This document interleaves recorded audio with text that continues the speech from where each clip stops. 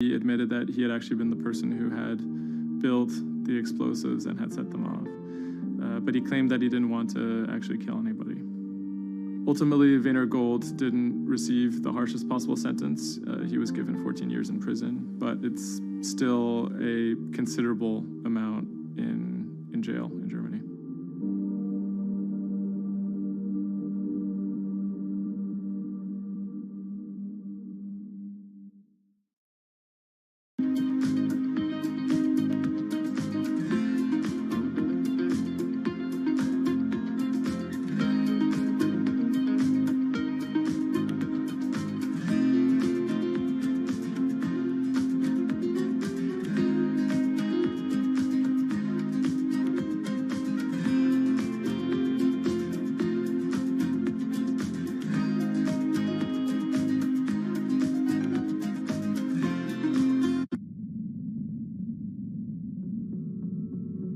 The threat of an asteroid hitting Earth is very real.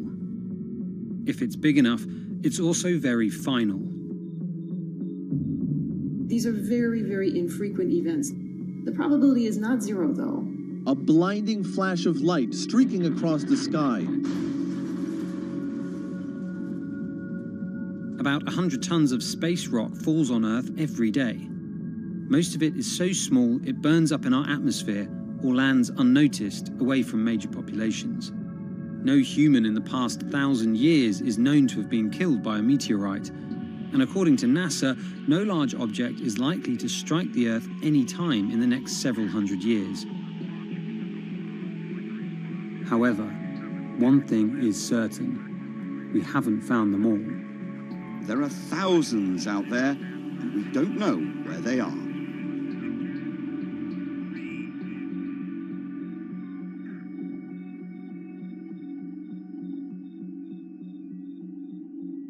There are a lot of asteroids in our solar system. They number in the billions. Scientists all over the world are working toward detecting and deflecting the most catastrophic of natural disasters. The race is on to find as many of these objects as we can. We have a way of calculating whether or not an asteroid is potentially dangerous or not. I mean, I think it's something worth investing in. It's our existence at stake, right?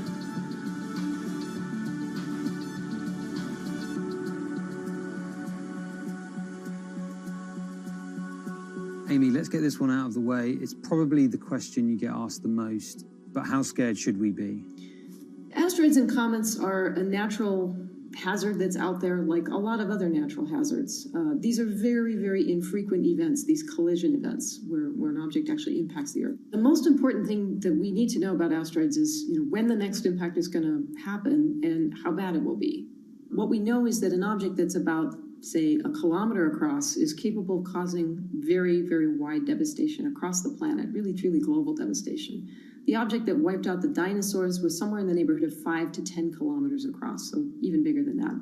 At a kilometer, it's still going to be very bad and it will have global effects. For objects that are capable of causing what I would call sort of regional damage, kind of a large major metropolitan area, a city and its surrounding environment, sort of around 100-ish meters. It depends on the details of the composition and so forth.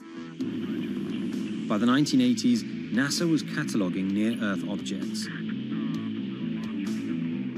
In 1994, stargazers watched as comet Shoemaker-Levy 9 hit Jupiter.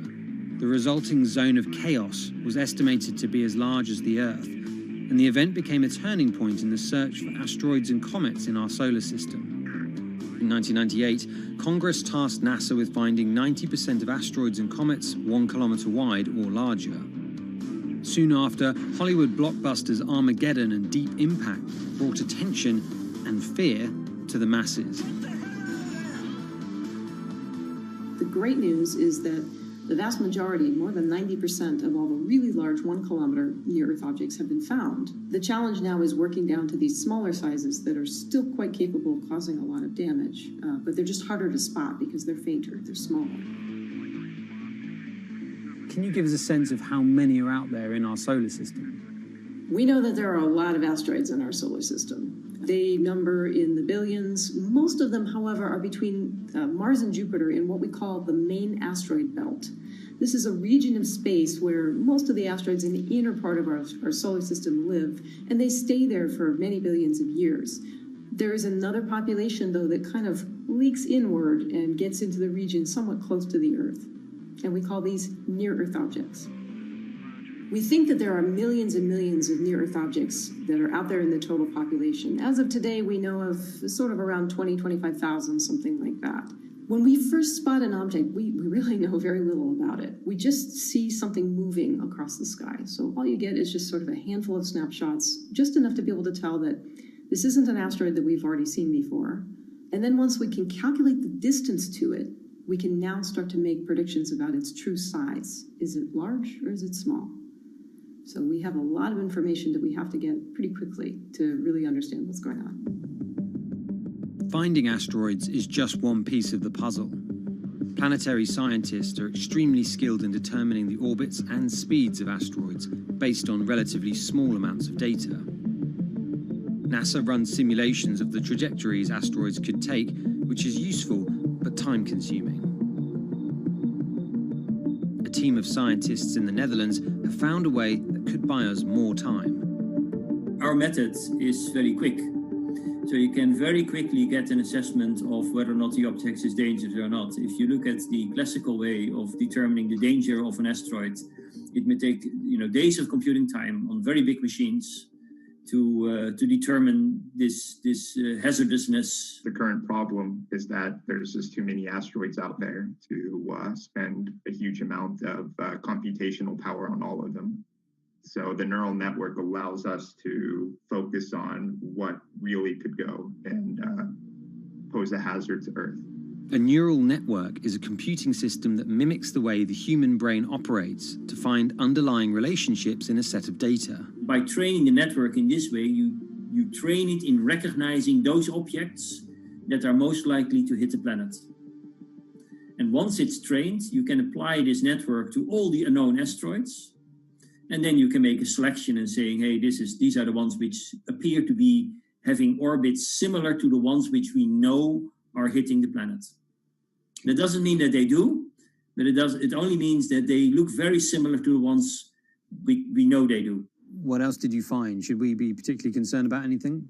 One thing that we did find is that our neural network was able to go and identify a handful of asteroids which weren't considered potentially hazardous, that when we went and integrated them forward in time, they came quite close to Earth. We find a handful which were not detected before or not considered being dangerous before, and we think they are potentially dangerous. It's very hard to simulate kind of going forward in time an asteroid that's going to hit Earth because, well, the Earth is really small.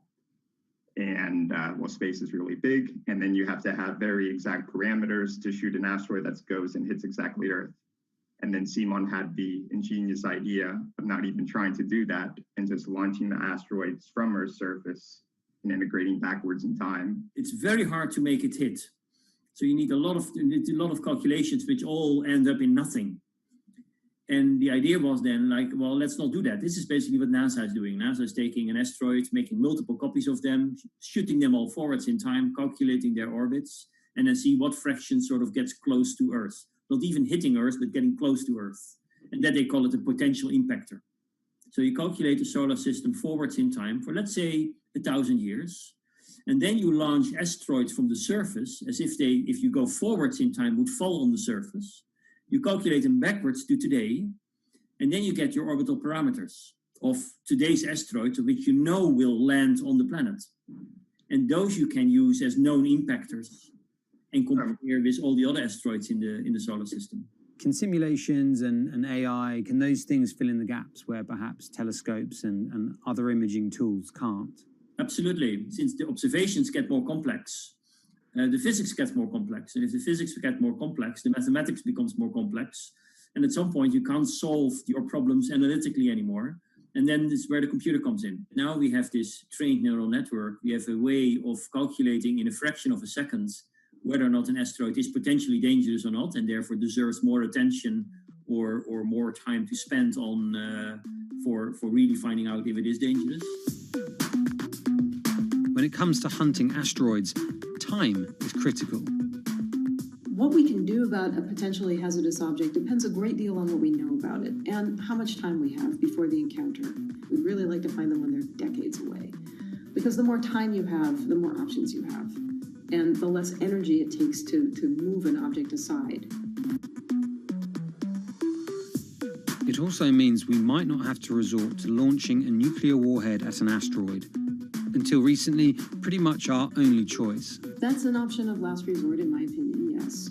We have lots of options available. You can just simply bump into the object and just nudge it out of the way. That's one possibility, and that's kind of, in a way, sort of the simplest thing to think about, just nudging it off its path a little bit with, a massive object, a spacecraft, let's say. It's kind of like bowling, if you will.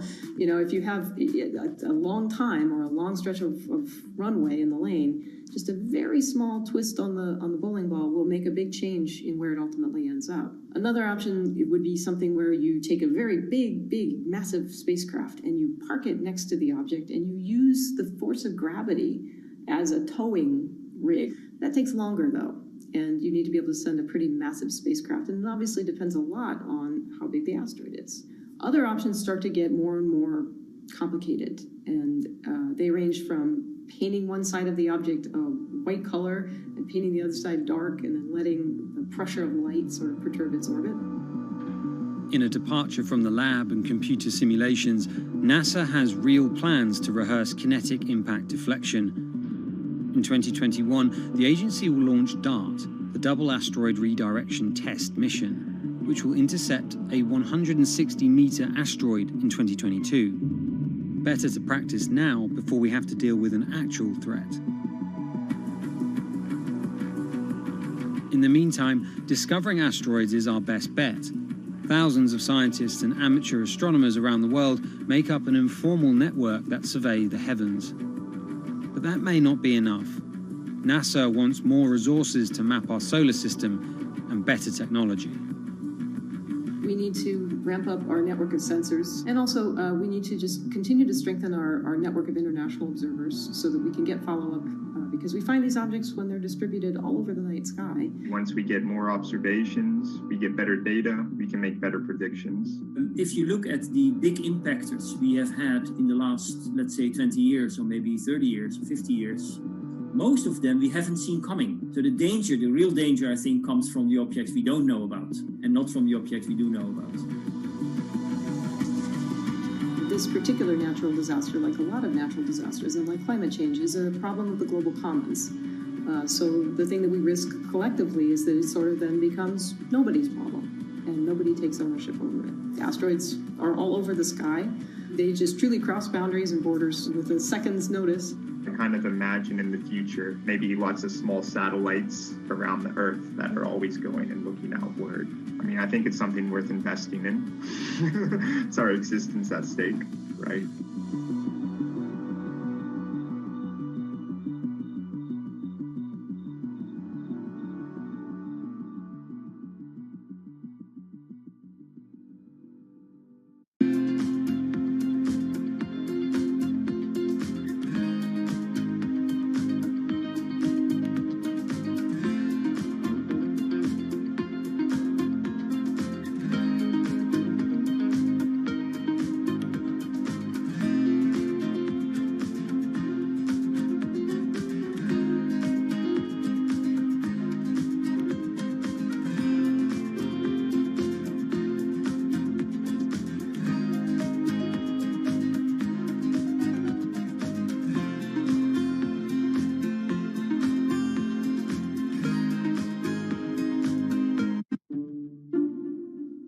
The pandemic has affected everyone in different ways. Some pass the time by baking. Homemade sourdough bread. Do I need to say more? Some chose to binge watch Netflix. It's your game.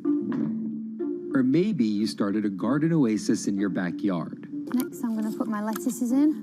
But for millions of others, I'm going to be posting stocks that will boom. They wanted to uproot the financial industry. Let's just lock it on up and take $15,000.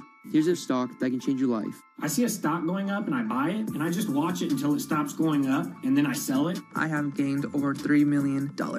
I want some free money.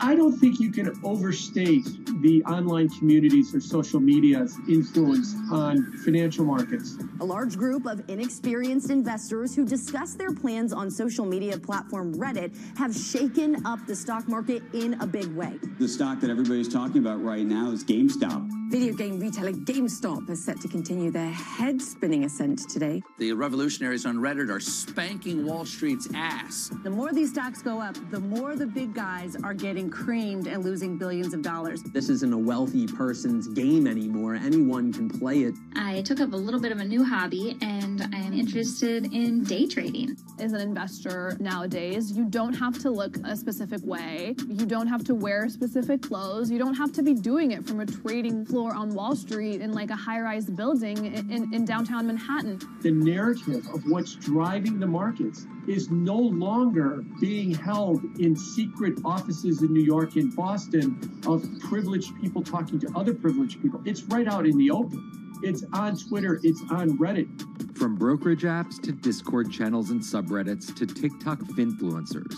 one of the last holdouts in the world of disruption, finance is next in line.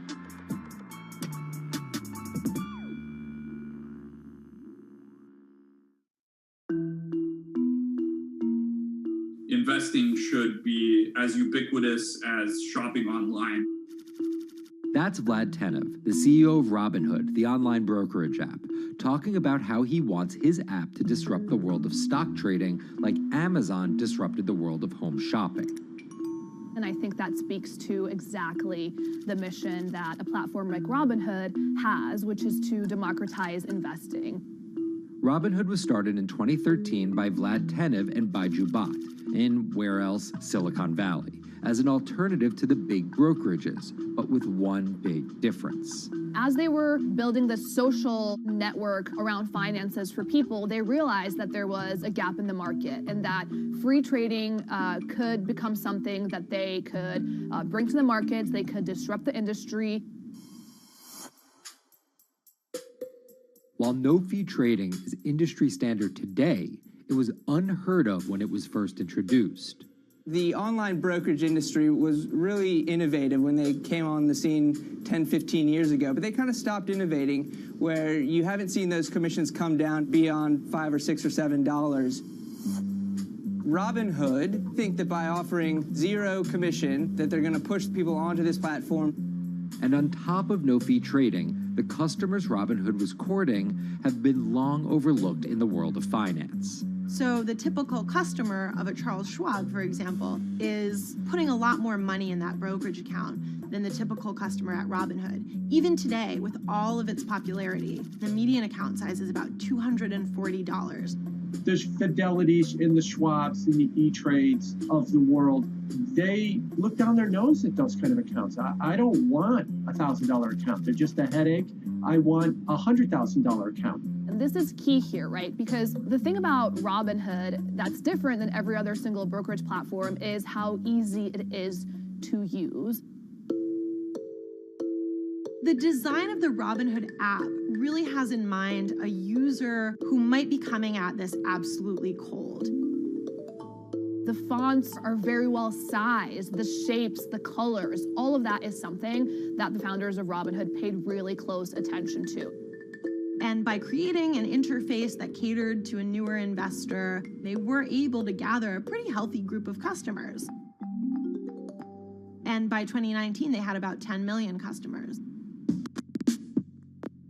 Those 10 million customers were a huge success story for Robinhood, but no one could have predicted its explosion after the arrival of COVID-19. Remain indoors to the greatest extent, and 100% of the non-essential workforce must stay home. What we saw when the pandemic hit was the growth of Robinhood users absolutely turbocharged. And oddly, you saw this surge in interest in stock trading. Then they saw the absolute surge in 2020 in customer growth. And now, by many accounts, they have more than 20 million customers, which is pretty extraordinary. So the next step for them is to figure out how to monetize those users and how, even with their small account sizes, to get them to grow with the company and, as it releases more products, come along with them.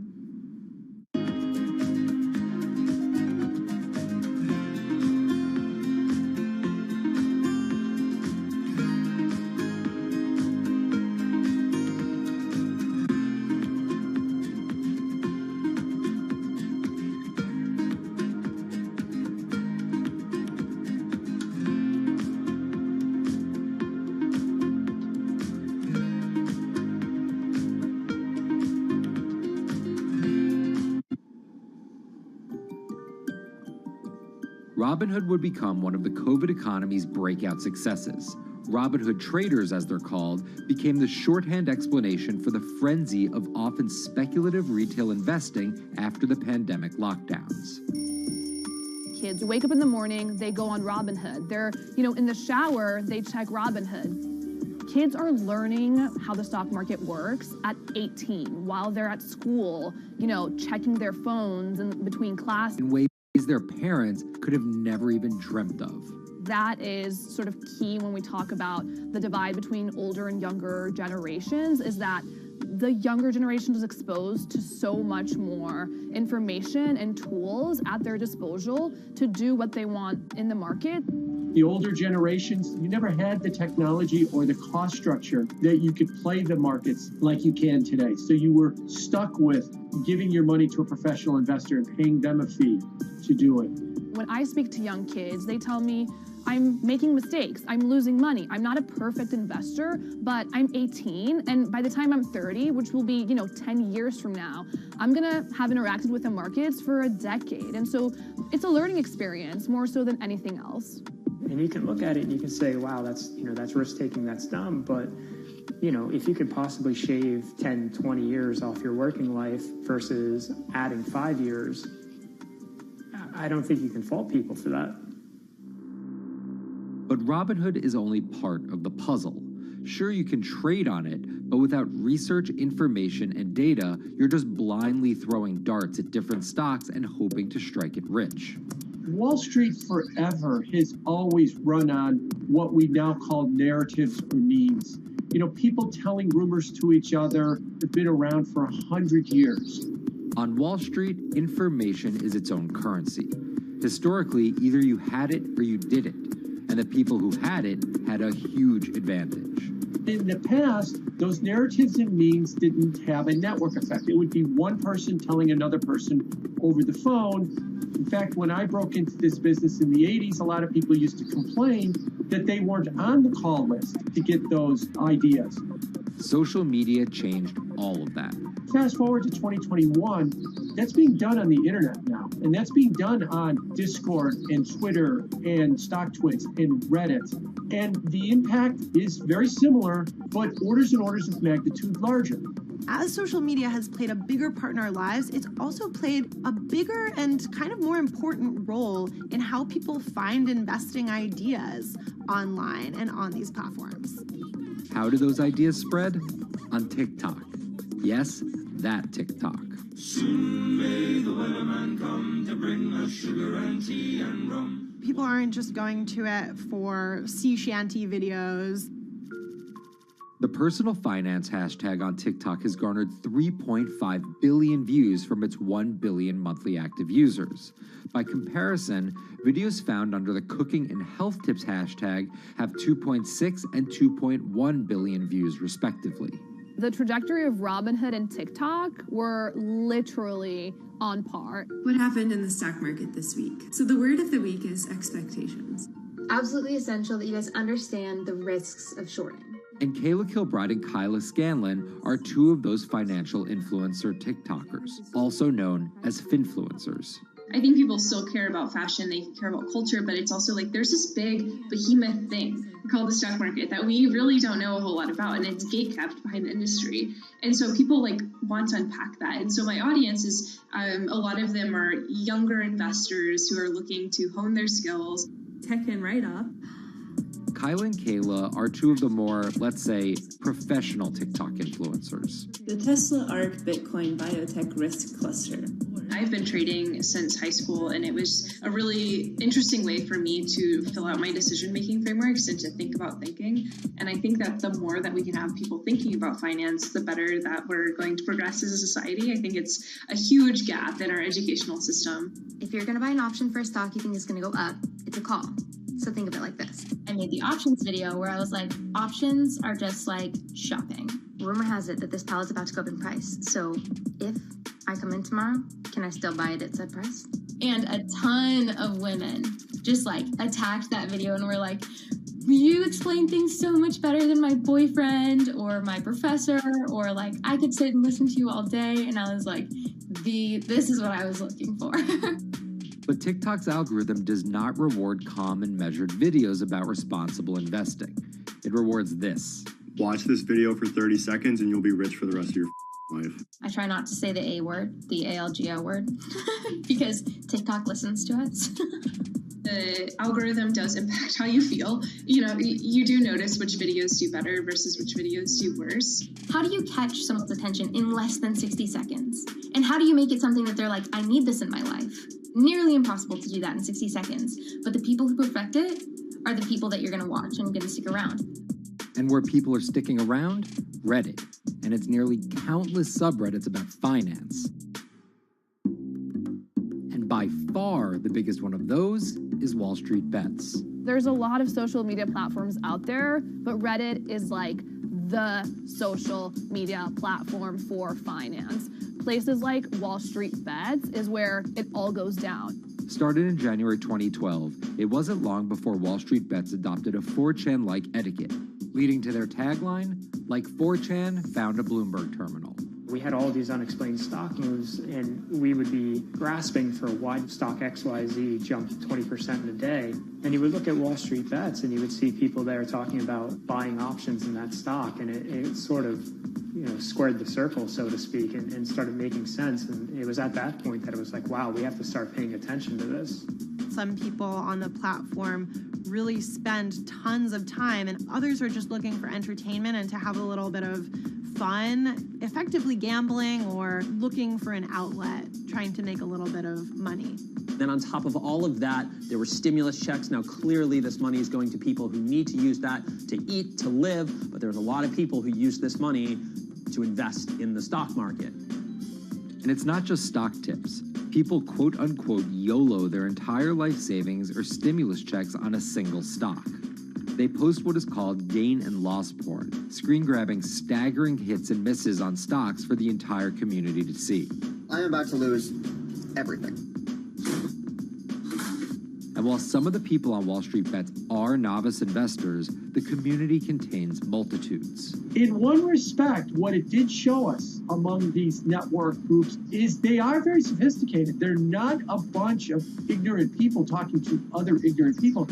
And this is where the pieces of the puzzle all come together to wreak havoc on Wall Street for a solid week in early 2021. It's pretty clear that the combination of more people having retail brokerage accounts and trading apps and more people being stuck at home looking for some kind of entertainment and some kind of community online came together in this very singular way. What came together is GameStop. Let's go back to the beginnings of what happened with GameStop a couple of years ago. On the boards like Reddit and StockTwit, a lot of people were talking about GameStop as being attractive value. Some of them are even, Wall Street alums who left the industry and now still have access to tools that they can use to improve their financial well-being and make very good decisions. And I think Roaring Kitty is a perfect example of that. GameStop is one of the most compelling asymmetric opportunities in the market today. Really, I don't understand how you could disagree with that. At the same time that this crowd was talking it up, the hedge fund institutional crowd didn't like this stock at all, and it had the largest short interest of any stock in the New York Stock Exchange going into late 2020. Short selling is a bet that a stock price will fall, and it's a fairly simple concept. An investor borrows a stock and then sells it, The investor is betting on buying the stock back later for a lower price, before returning it to the original owner, pocketing the price difference. What a short seller would tell you is that they almost act as a policeman in financial markets, or they're at least looking for companies that aren't what they say they are. And that can range anywhere from an outright fraud that some short sellers try to expose to just a company that's not worth as much as investors think it is. The problem is, if the stock price rises, the short seller has to come up with the money to buy the stock back. And the more it rises, the more it costs. And that's what's called a short squeeze. And the hedge fund Melvin Capital was on the wrong end of that squeeze. Melvin Capital lost over 50% of its money in the month of January alone, just from being caught in the short squeeze of the stock. This is where the disruption comes in. One of the most wild stories you're ever going to see. GameStop shares absolutely going nuts. In less than a year, the company's stock has jumped from less than $3 a share to almost $350. Cheers, everybody! Roaring Kitty has turned $50,000 or so investment into some $14 million. Whoa! Investors all over social media use the free trading app Robinhood to wreak havoc on Wall Street. They're actually piling on into some of these stocks to really hurt the professional short sellers. And they all used Reddit, Twitter, TikTok, and Discord to tell one another to keep buying and, quote, hold the line and not sell GameStop. People are getting cheerleaded for jumping in, buying at the highs. They're saying, keep going. And it was working too, until Thursday morning, the trading app Robinhood sent out this tweet. In light of current market volatility, we are restricting transactions, including GameStop. People were really angry. Robinhood was supposed to allow the regular people to play the same game these big boys are playing. But instead, we were all taken for schmucks, and they screwed us. Shares of GameStop are jumping again now that retail investors are being allowed to buy shares of the stock. But what we learned is that when people organize online, they have the ability to disrupt the market. And it was a big sign. The ivory walls of the institution aren't as powerful as maybe the institutions thought them to be. I don't know if pumping up GameStop was the best use of billions of dollars, but I think that as a signal to society, it was pretty interesting and powerful. The GameStop saga was so impactful that both Vlad Tenev and Roaring Kitty were called in to testify before Congress to clarify each of their roles in the saga. One thing that's emerged from the congressional hearings is that they're interested in how retail brokerages make money and whether they're keeping the best interests of their customers in mind, but it's pretty fuzzy as far as what they would actually do as a result.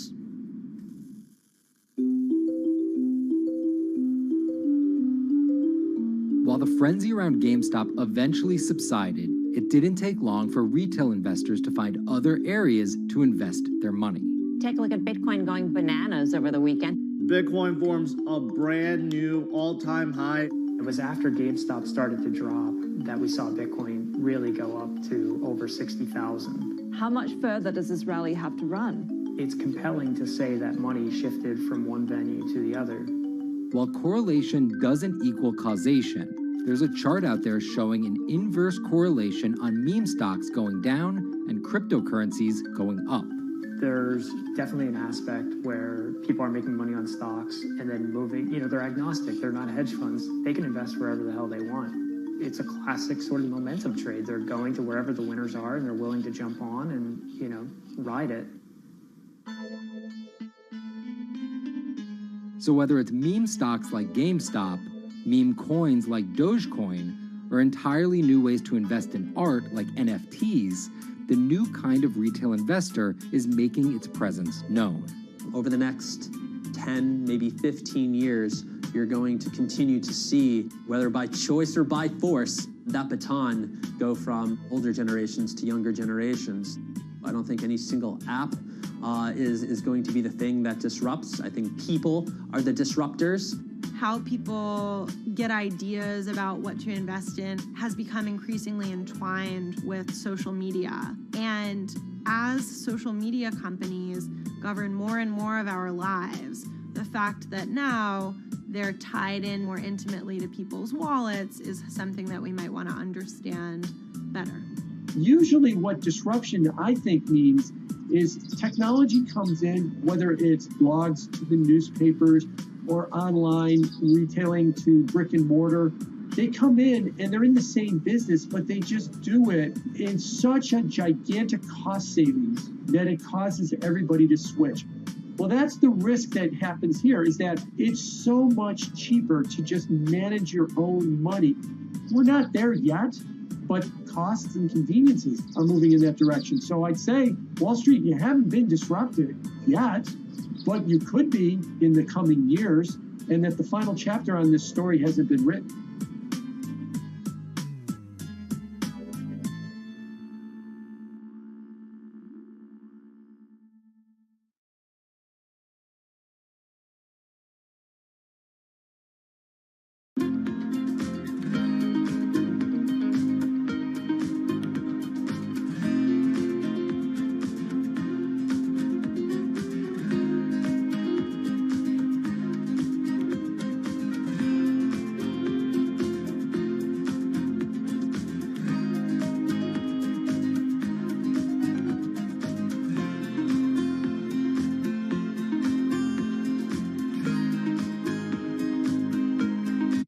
Meet Bloomberg's own David Nicholson. Now, his happy place is out in the field, on the open road. But like the rest of the world lately, he's been working from home a lot more than he's used to.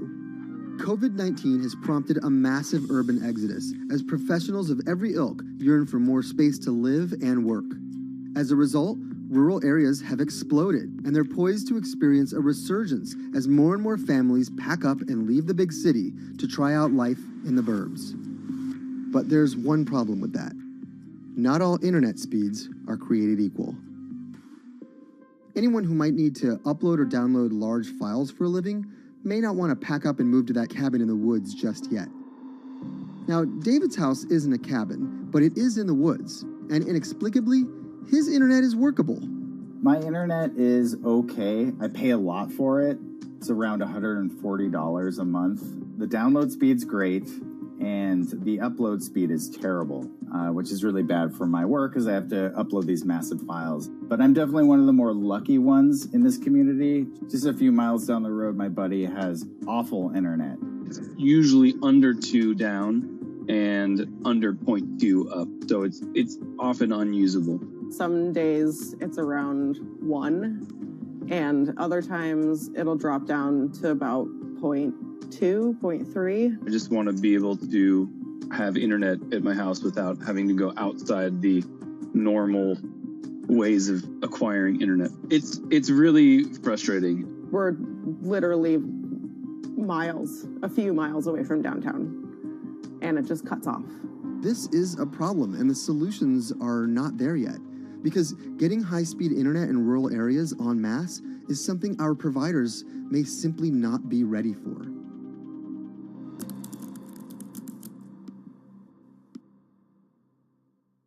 If your internet service doesn't have fast download and upload speeds, then you don't have high-speed harmony. You have.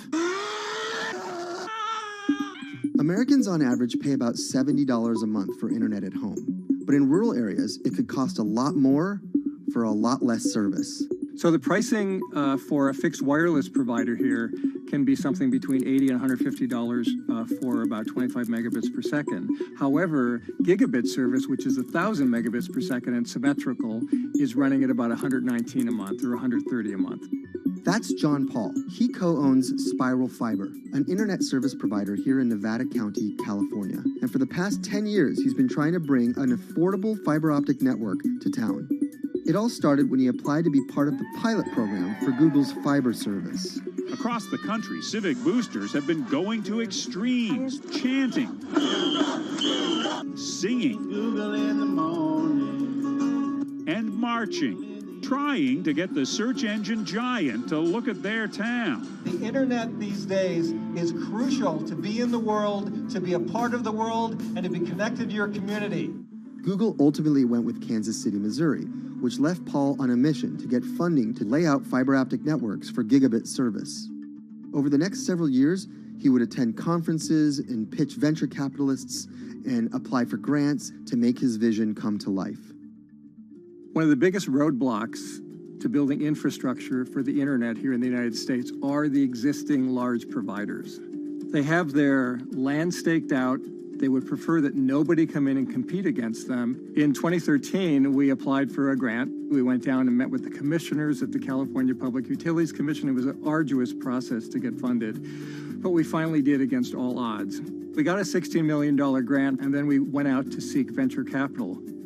Then, in March of 2020, the pandemic hit the world.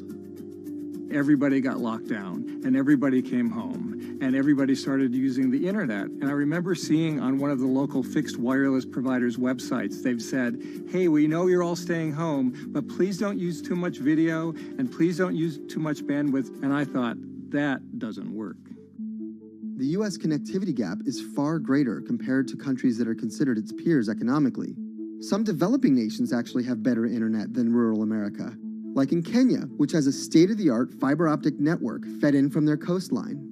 The American connectivity gap does largely affect rural areas that are either outside of service coverage or simply prohibitively expensive.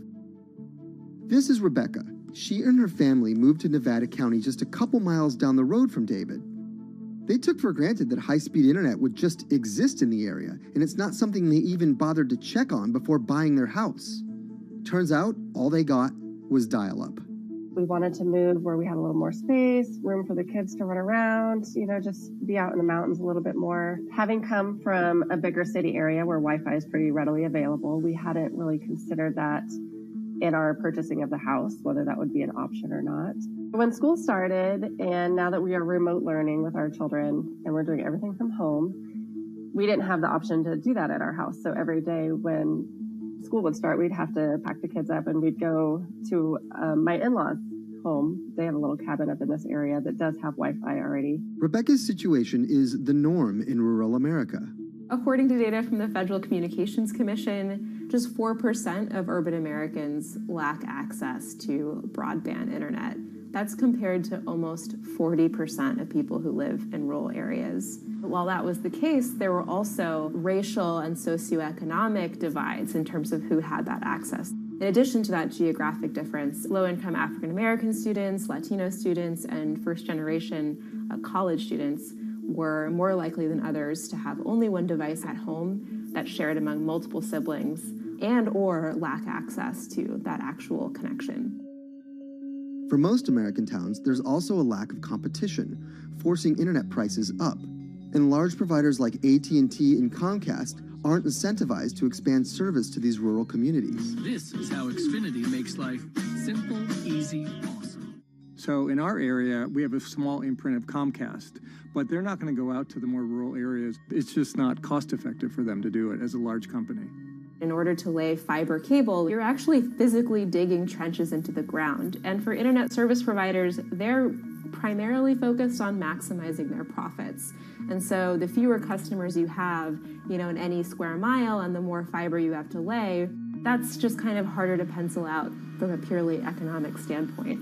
AT&T released a statement on the matter, expressing the need and desire for government assistance to fund fiber optic expansion to areas deemed unprofitable.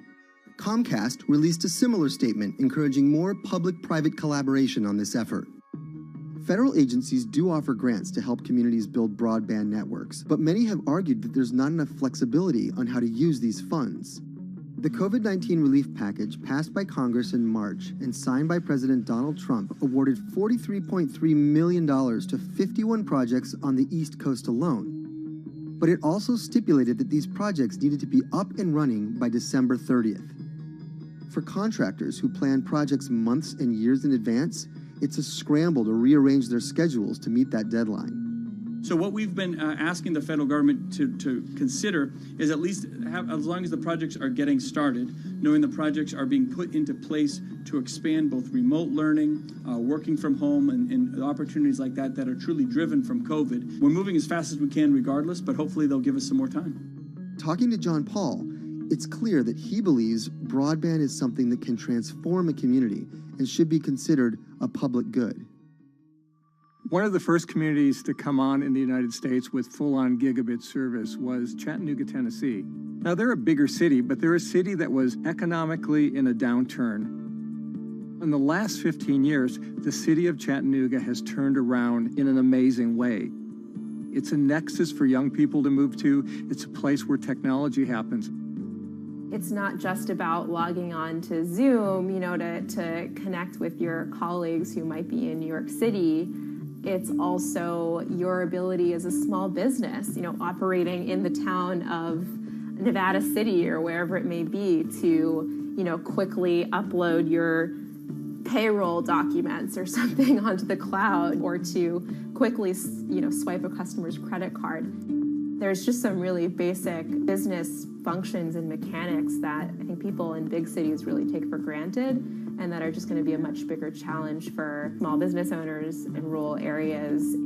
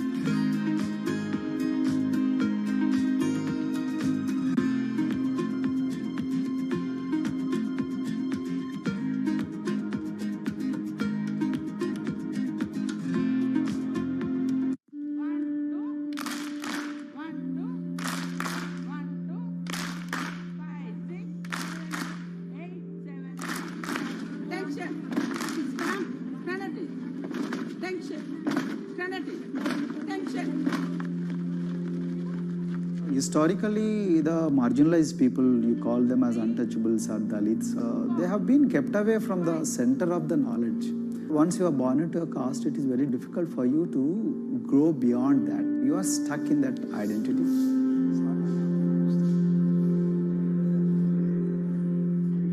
I think education is the best way of liberating them. So that's how I chose to work in education sector. The kind of education that we are giving to the marginalized people is going to change not just the fate of these communities in Telangana, but it is going to be the source of inspiration, source of hope for all the marginalized in this country.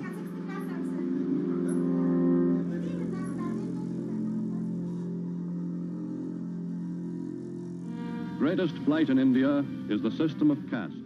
For generations of Indians, the social code known as the caste system has defined how people earn a living and whom they marry. Although outlawed 7 decades ago, castes remain a significant factor in deciding everything, from family ties and cultural traditions to educational and economic opportunities. Dalits, people who are on the lowest rung of the caste system, constitute almost 1/5 of India's population of 1.3 billion. Not able to afford the high tuition of private schools, many are forced to attend government-funded institutions, which in the past have suffered from poor infrastructure, lower education standards, and high student-to-teacher ratios. But Dr. Praveen Kumar is trying to change that.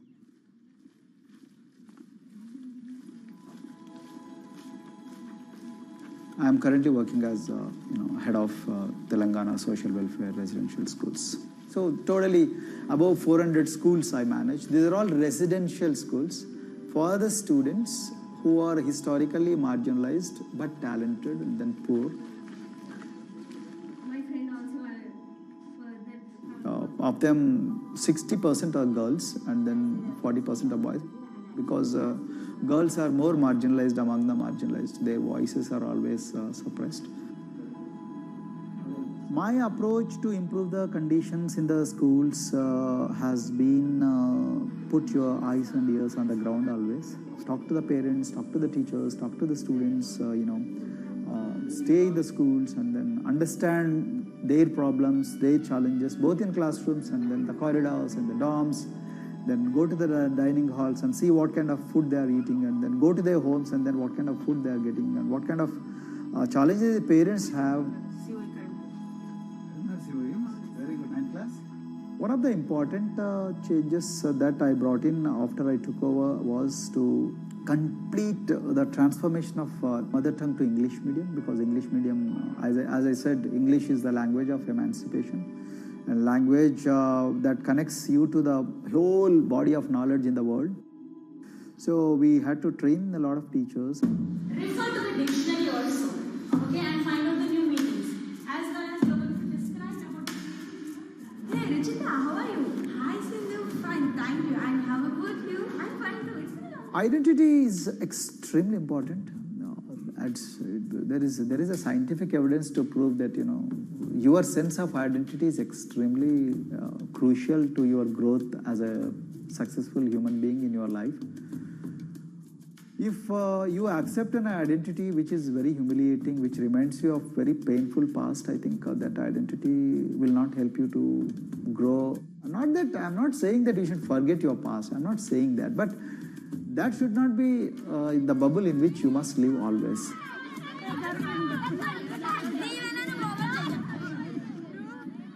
Sweros is an alternative identity. S stands for state, W stands for welfare, Aero, SW, and then Aero is Swero. So the idea is your dreams have to be skybound.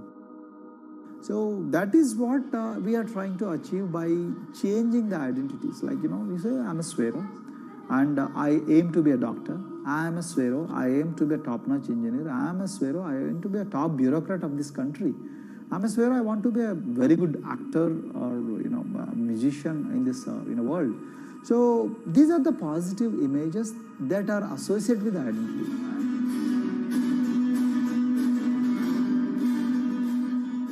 Just to give an example to you, in 2012, in our institution, we used to produce about 6 doctors per year. But because of our, this self-liberating ideology of Sveroism, we have, this year, we have produced about 189 doctors. This is phenomenal for any poorest of the poor people. You know how difficult it is to get into medical colleges in this country. So, but today, because of this ideology, the students have been able to achieve this, feat.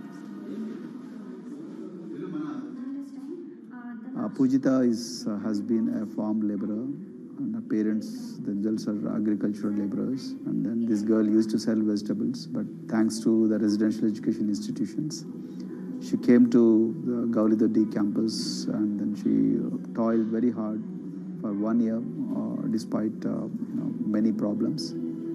And today, I'm so happy to share with you that she has joined one of the prestigious medical colleges in the state of Telangana, Usmania Medical College, and then in future, she hopes to be a gynecologist. So this is the journey our children are hoping for. Similarly, the Mount Everest expedition. At Mount Everest expedition, we are very fortunate enough to place the youngest ever female in the history of this world on the peak of Mount Everest. How did this happen? It's all because of an ideology that helps you to liberate yourself.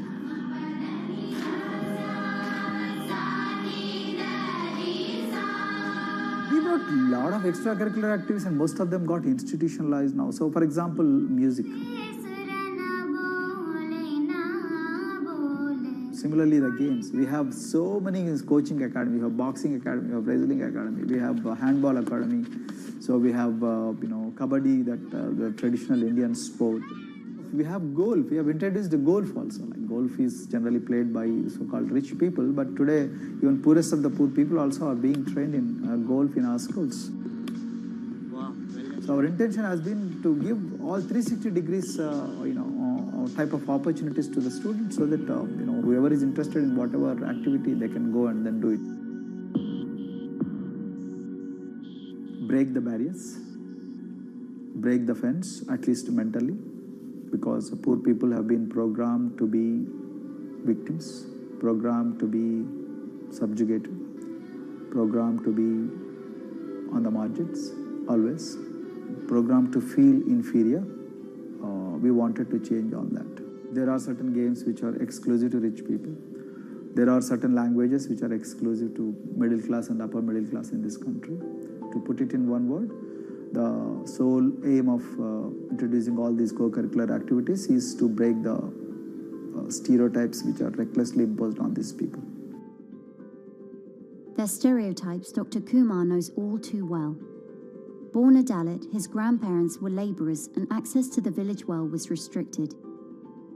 Dr. Kumar credits his parents' belief in the power of education with helping him realise his aspirations.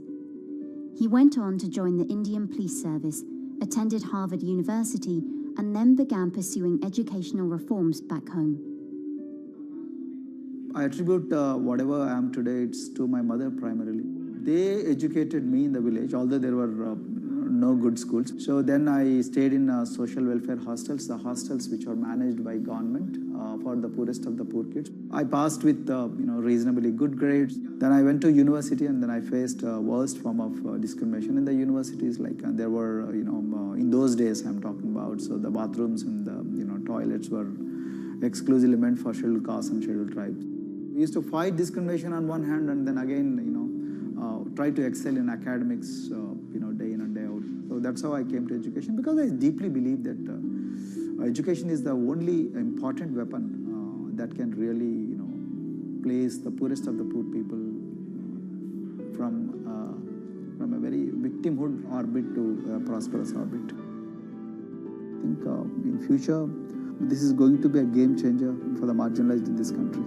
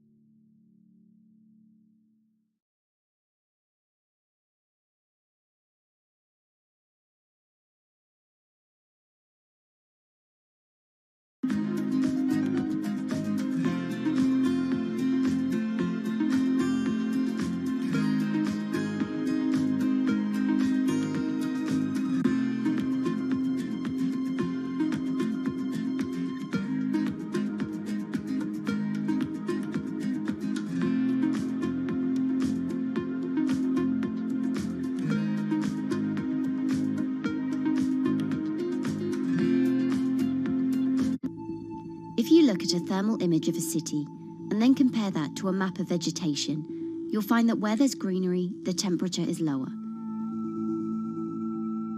That's because things like asphalt, concrete, and shingled roofs absorb more heat from the sun than trees.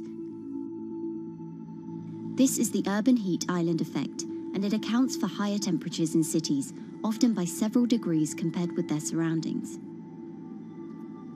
It's becoming a huge risk to human health as growing urban populations exacerbate the heating effects of climate change. Heat waves kill more people than any other extreme weather event, more than tornadoes, hurricanes, and even floods.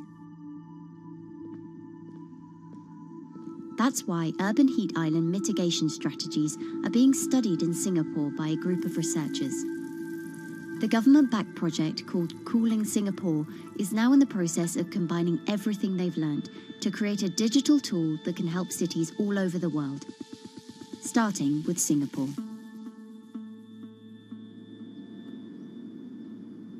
In Singapore, close to the equator, temperatures regularly rise above 32 degrees Celsius or 90 degrees Fahrenheit.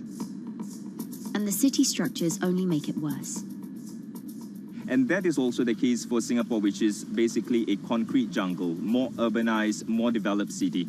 And even in Singapore, what you have is a situation whereby there's a temperature difference of 7 degrees Celsius between the more urbanized and the more rural areas. The government has taken drastic steps to keep temperatures down.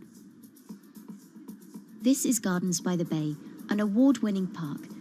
And inside this greenhouse is a pleasant 24 degrees. That's because the dome, along with 24 nearby towers full of thousands of people, is chilled by what's probably the world's largest underground district cooling system. It uses a large central plant that cools water and then pipes it into banks, residential towers, an exhibition centre, shopping malls, and the city's iconic Marina Bay Sands hotel and casino complex. So one of the biggest perks of using this system for the buildings is that they can save 40% in terms of electricity usage compared to your traditional air conditioners. And with Singapore relying on natural gas for most of its power, this new system means emission savings equivalent to removing 10,000 cars from the city's roads. That has big implications for the rest of the world. If things stay as they are, more than a third of the world's electricity could end up being used to cool buildings and vehicles by 2050. As the world gets hotter, gets warmer, there is a greater need for air conditioning and as well as refrigerators, for instance. And the more people are buying these household appliances, the more energy usage they use, and they release heat more, and that then exacerbates climate change. It's a vicious circle. And so since 2017, researchers at Cooling Singapore have been identifying design solutions that reduce our need for so much cool air in the first place. One thing many cities have in common, and that's the importance of vegetation. That's a very important measure to mitigate the urban heat because of the shading effect, of course, and the psychological effects of the vegetation, and also because of the possible evaporative cooling effect of the vegetation. Vegetation can be, of course, on the ground floor in form of trees and shrubs, and you can walk under them. This is the so-called canopy layer that the vegetation forms above us. But vegetation can also go up the facades of buildings, and it can go to the roof of the buildings. Luckily, Singapore has been striving for the garden city feel for quite some time. It was a vision initially introduced by then Prime Minister Lee Kuan Yew in 1967 to make life more pleasant for people. And today, Singapore is one of the world's greenest cities in terms of urban vegetation. Kampung Admiralty, a community centre that contains health facilities and social spaces, now provides more green space than the plot of land it was originally built on. It's topped by a roofscape of staggered terraces covered in local plants, which functions as a community park. And a village green in the centre that contains farm plots for residents to tend to. Park Royal on Pickering was designed as a hotel in a garden that doubled the green growing potential of its site. There's now 15,000 metres of sky gardens, reflecting pools, waterfalls, planter terraces and green walls. And the government has big plans as well. Singapore actually has a plan to plant 1 million trees and add more green spaces over the next 10 years. It is actually a mix of wanting to reduce the urban heat island effect, but on the other hand is also to get the people to be more connected to nature. But it's not enough. The city-state has still been warming twice as quickly as the world average over the past 6 decades. That's why Cooling Singapore has developed a catalogue of other potential heat mitigation measures. When you try to mitigate the urban heat island effect in a city or in any building, in a village as well, the first place to start is by shading of the windows. You have to keep areas clear so that the wind can move through it. Water of a certain depth can act as a very good thermal buffer. If you have to construct heavy buildings such as high-rises, at least you can make the surface, the facade, less heavy, and you can protect it from direct sun penetration. You have to make sure that no combustion engines will be in the city in the middle, in the medium to long-term range. So ideally, the electricity production is outside of the city, and you bring just the clean electricity into the city. You can at least minimize the use of energy in the city, and you can start to slowly convert the roofs, the facades of the city into production areas for renewable energy. In Singapore, unfortunately, this is a limited option, but in the long run, it could produce up to 20-25% of the energy, of the electricity needed in Singapore, if all the roofs and the areas in the buildings, on the facades would be used to do that. With so many different ideas, Cooling Singapore is also designing a virtual model of the city to test them out. It's called a Digital Urban Climate Twin, or DUCT, that will calculate how each element of the city's design will impact the urban heat island effect. That means we model not only the geometry of the buildings digitally, but also we model the transportation, the insulation, the temperature, the radiation coming from the sun, the weather, the local climate, the even very, very microclimate of the city, the water, the movement of people in the city.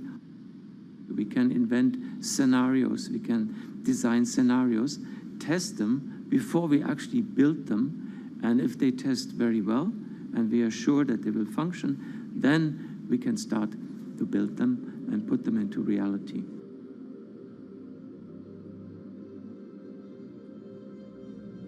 Singapore will be using this new tool to figure out which actions it should take next.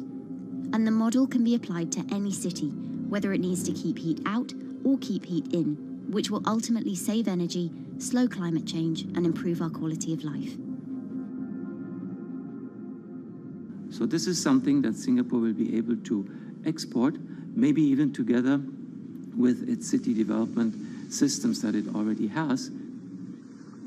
Singapore is one of the very few cities in the world that really combine this scientific approach with a very well-established urban redesign and urban design approach. Through its agencies and the combination of its agencies, it has achieved a lot in the past. If it keeps following the scientific path and the combination with the other knowledge in the city already, we think that it will be a very comfortable and very livable city in the future, even more than today.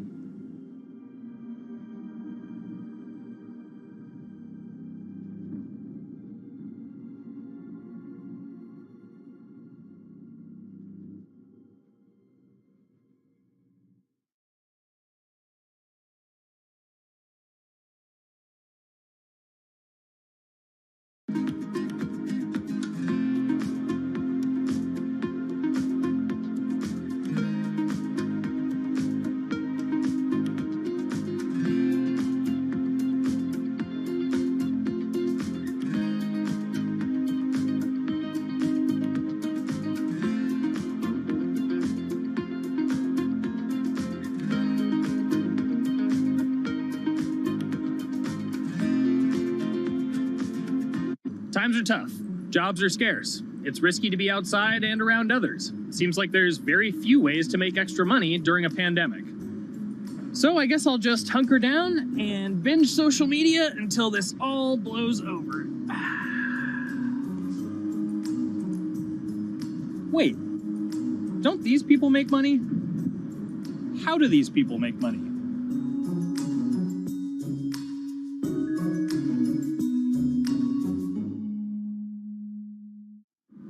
Streamers, YouTubers, Twitch stars. How do they make money? Is it a lot? Is it a lot of work? I know, I gotta ask somebody in the biz, and I got just the guy. Austin John Plays. This is your full-time job now, right? As of November of last year, yes. This was always just kind of like a side thing. Like, any money that I made from doing my videos and whatever else, I never touched that because I didn't really think of that as being like real money. And then it started coming in more and more. And then it was like I hit my first day that I broke $1,000 and I was like, this is actually going to be money. How did the YouTube channel come to be? When the game Pokemon Sun and Moon came out for the 3DS, there was like things that I learned about the game, and then I wanted to just share that information with people. And at the time, I didn't have any way to capture a screen or anything, so I found like generic footage, and I kind of put it all together with so much editing And that video got 6 views. And then 2 days later, I made another one. And that one got 12 views. And then I just started pumping out more and more content. And people were like, this guy knows what he's talking about. It really just started building on top of itself. And then it was like, my channel really focuses on tips and tricks. So I play a straight 18 hours. And I'll finish the game or get to about the 40-hour mark. And then I'll make my first video. While I'm going through, I have a giant notepad and just scribbles everywhere. And I make these notes of like the things that stumped me. So I know the things that may stump other people. What do you need to think about if you're building your YouTube channel? 1, you need to do something that you're passionate about.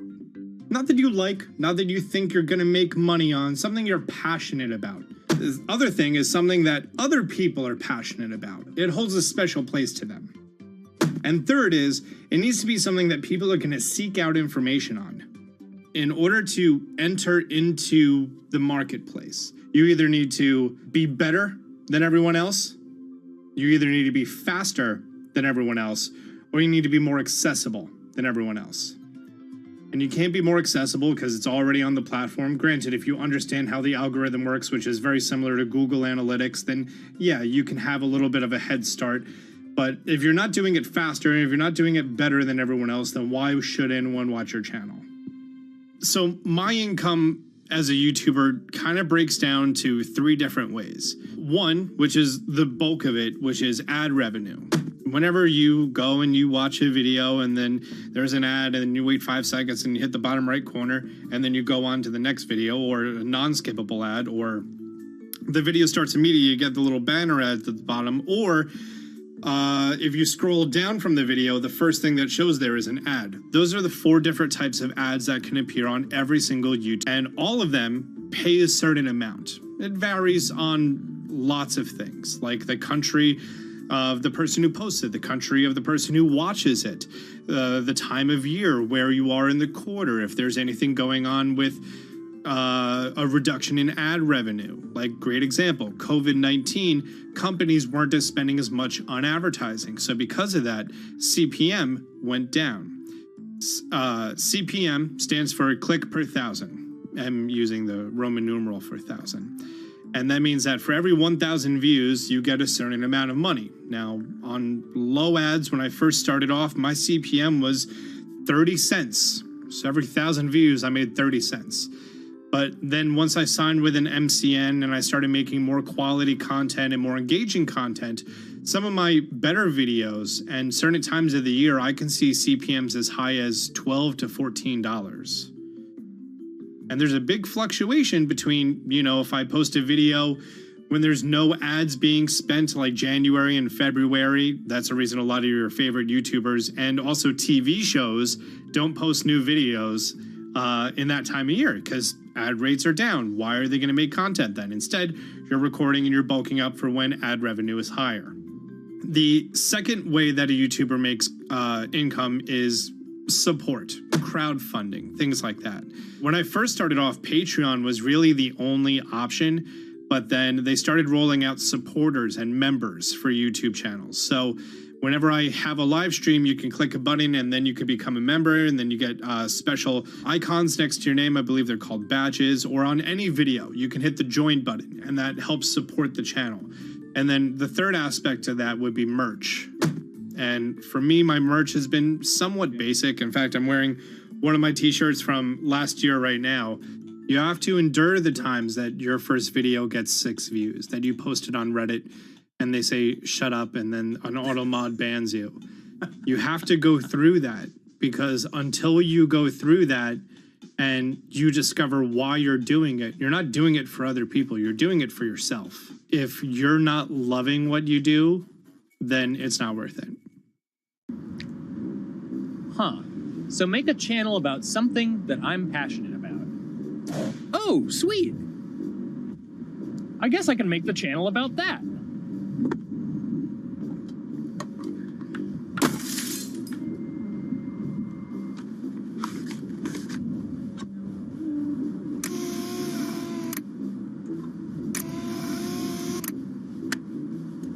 Now, how do I grow an audience? How do I get popular? It's all about diversification, right? You have to have a massive Twitter following. You have to have a massive Instagram following. You have to have a massive YouTube following. Of course, you have to be on Twitch, which is the key platform. But basically, any way you can get in front of your audience, you can engage with your audience, is going to drive those clicks, which ultimately drives the advertiser revenue that you get back from all of these platforms. It's me and Dan playing video games and talking in a funny manner over them. They're not just people who are good at games. They're actually people who are good at online engagement, online entertainment, first and foremost. You have the right to remain stylish. Anything you wear can and will be used against you in the court of fashion. The streamer is either very, very talented at the game. The best player in the game is generally going to draw a crowd because people like watching people who are very good. On the other hand, they're either very, very good or funny, charismatic, whatever it is on that side. Oh, no.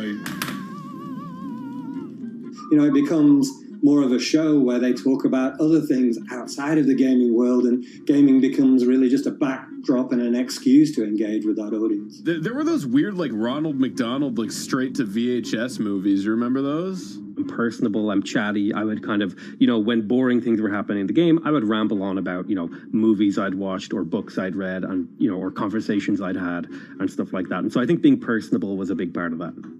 It's not just getting on and playing games. It's getting on and being an entertainer. You are putting on a show. All right, now let me go ahead and grab the samurai sword that every gym has. Okay, he's dead. To have a larger audience and to have that audience, I think, stay with you, you have to bring something extra. You have to find your niche. You have to find what works and what connects with the audience and what makes them laugh and what makes them keep coming back. You got to make it a little more exciting, all right? Throw in a hanging bishop. Have everybody in suspense for a moment. I think the real most important thing is to just get used to being on camera. Like in any sort of performance thing, is get used to talking on camera.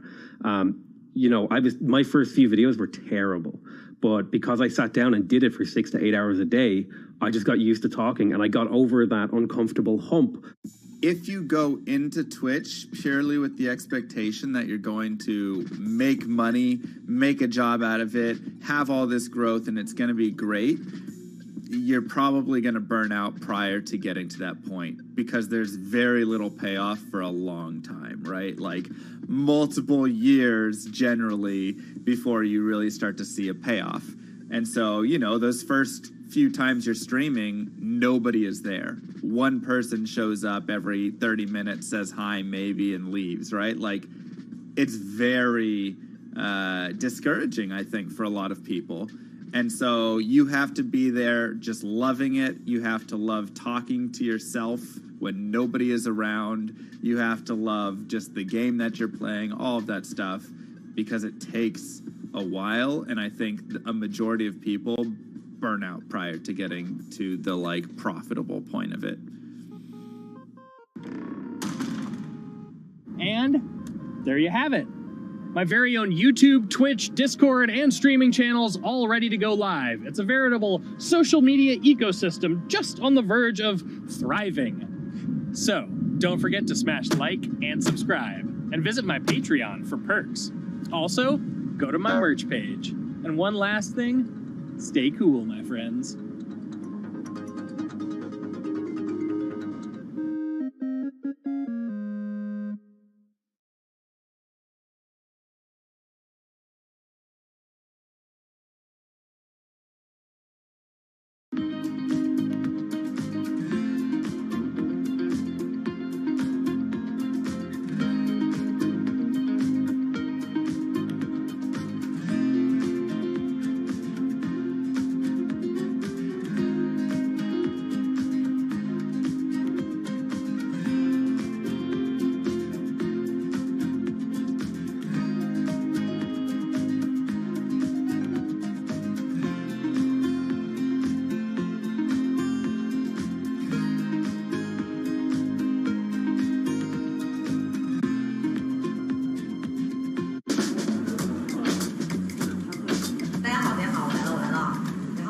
This is live stream shopping. one of the hottest trends in China.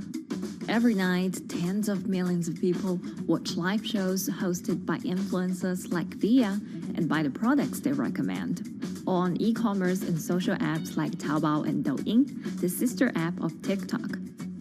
我觉得已经改变了大家的购物的方式。其实各种各样的产品，哪怕你不买，你也可以来看。当然，你看了，你就有可能会买。It's not about, only shopping. It's about the experience. It's about having fun. You got to see 3D. You got to see in some kind of action. It's almost like a theater act. The internet craze has taken over China. By the end of 2020, the country had almost 400 million live stream shopping users. China's live stream e-commerce market has also grown dramatically, with an estimated value of $161 billion in 2020. It's becoming popular outside China as well. So, is live streaming the future of shopping?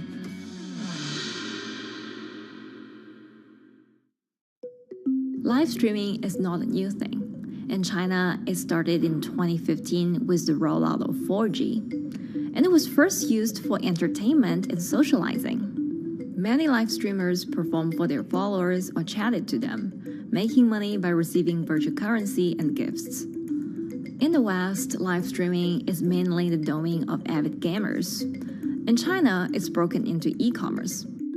China actually has a very big e-commerce empire, so it uses these super apps, what we call that you have payment, you have search of information, you have recommendation system, and you have huge amount of goods available on the platform, and as well as a lot of consumers. So with this advantage, they merge these features of live streaming to make the influencers actually sell goods. Here is a perfect choice: nice neutrals, beautiful print, nothing overwhelming, and the warmth and comfort of flannel.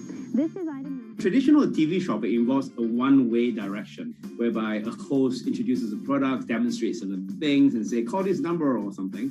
But live stream shopping is live. That in itself is a very, very big difference. It causes different psychology. And live stream shopping is a very entertaining way of actually engaging someone else. When you shop, actually, this live streaming video will continue. It will minimize into a corner, and you can buy the items and pay all on the same app. And after that, the live streaming screen will just enlarge by itself, and the promoter will come back to screen. So it's very convenient.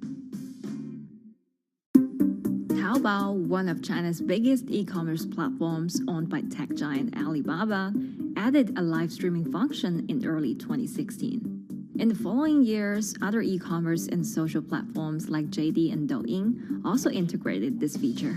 开头的时候还是有很多的挑战的，对画面的这个流畅，然后是否能够很真实的去还原商品，它其实在这个上面是有很高的这个门槛跟技术的这个卡口在的。不管是我们的这个用户的接受度，还是商家的这个上手的这个难度都很高。但是这几年下来，基本上难点在不断被突破的。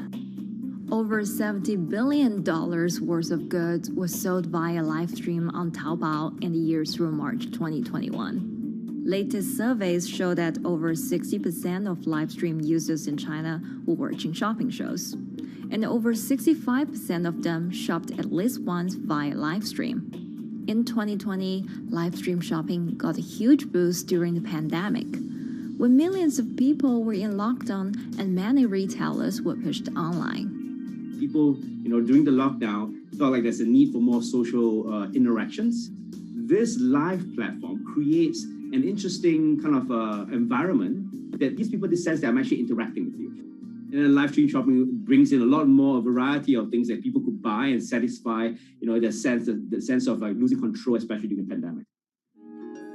At the heart of this craze are the top influencers who have tens of millions of followers and sell products worth millions of dollars every night.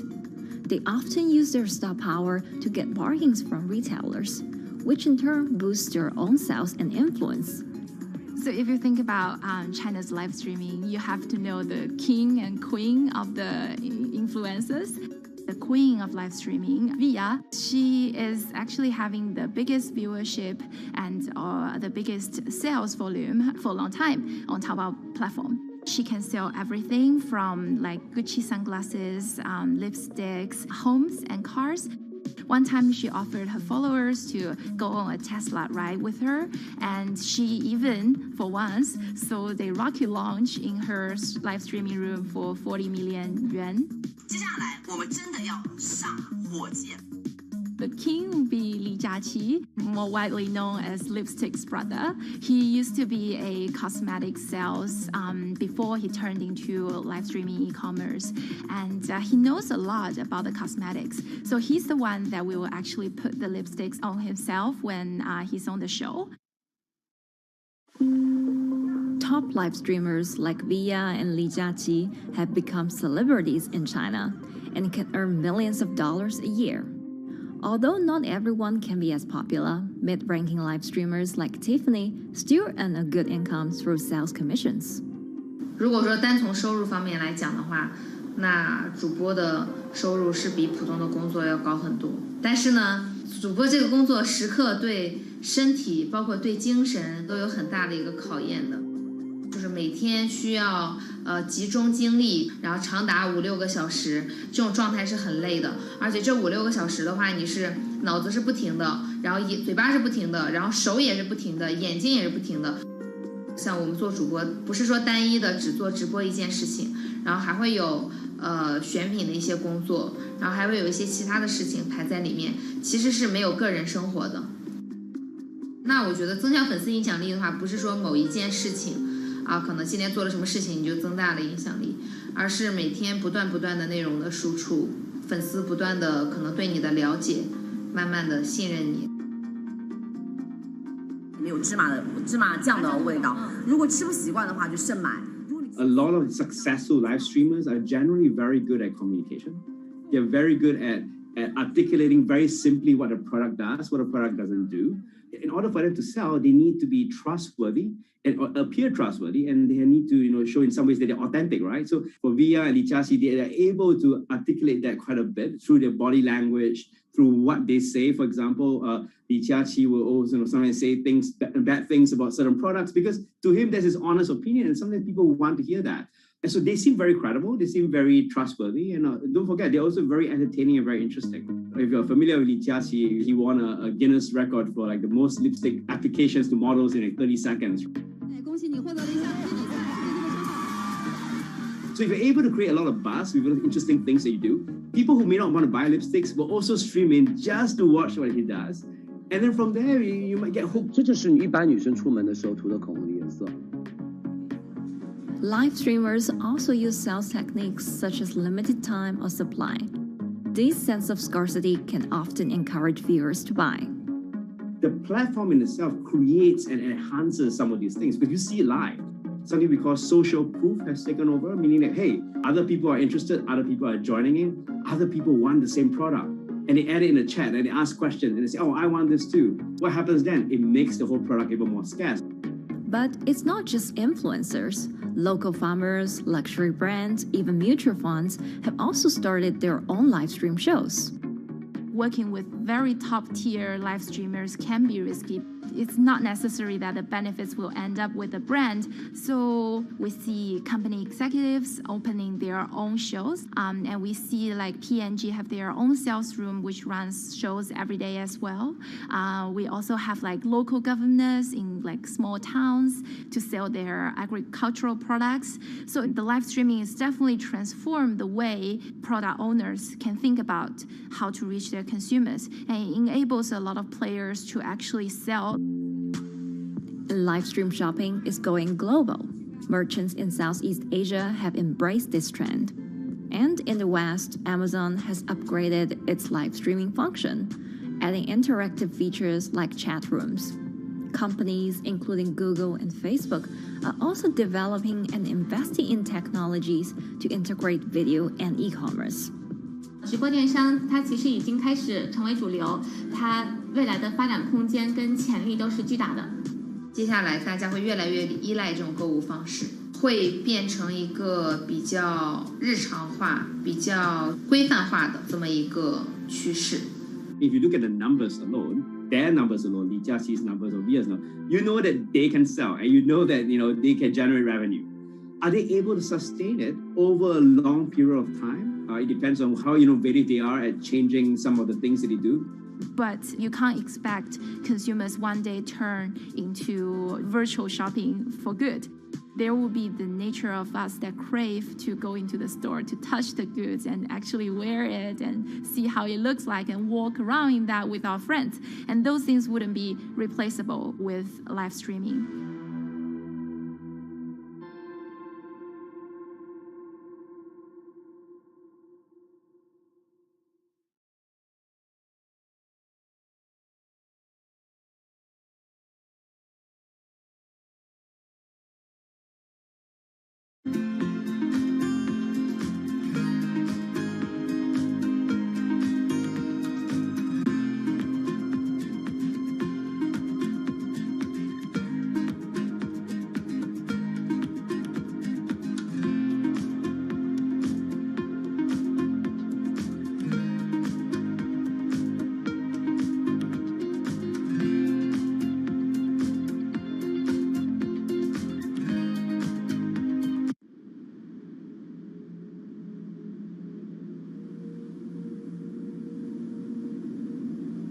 You could imagine that the oceans are actually the largest battery.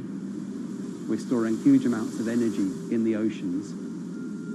The wave motion can be very deep. It can extend down several hundred meters. And once it gets to the near shore, from about 50 meters, the whole water column is moving backwards and forwards.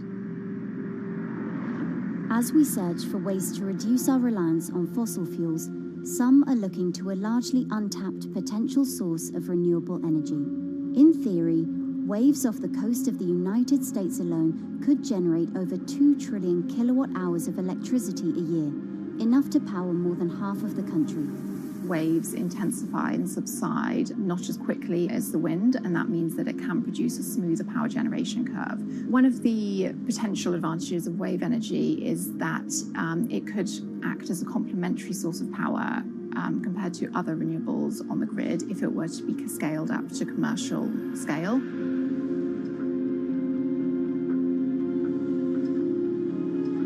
For decades, engineers have been trying to convert wave energy into electricity, but a host of technological and financial challenges have complicated their efforts.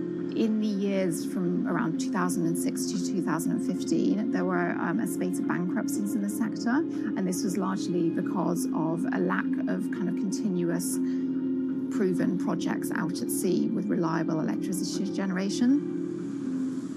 Since then, companies have been trying to develop the technologies at a steadier pace and with a smaller cash burn. But the same questions remain. Can companies develop devices and technologies that actually work? Is wave energy just a novelty or something that can become a major renewable energy source?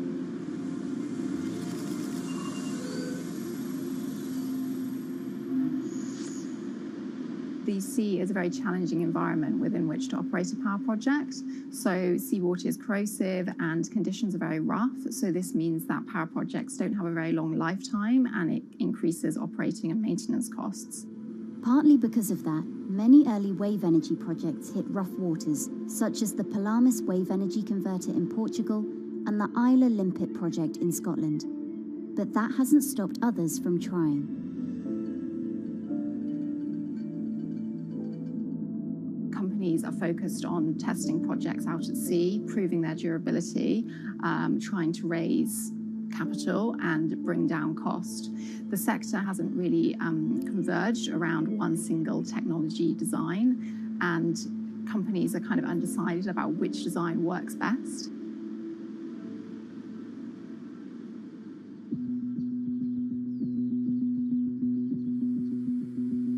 Finland-based AW Energy is a veteran in the sector.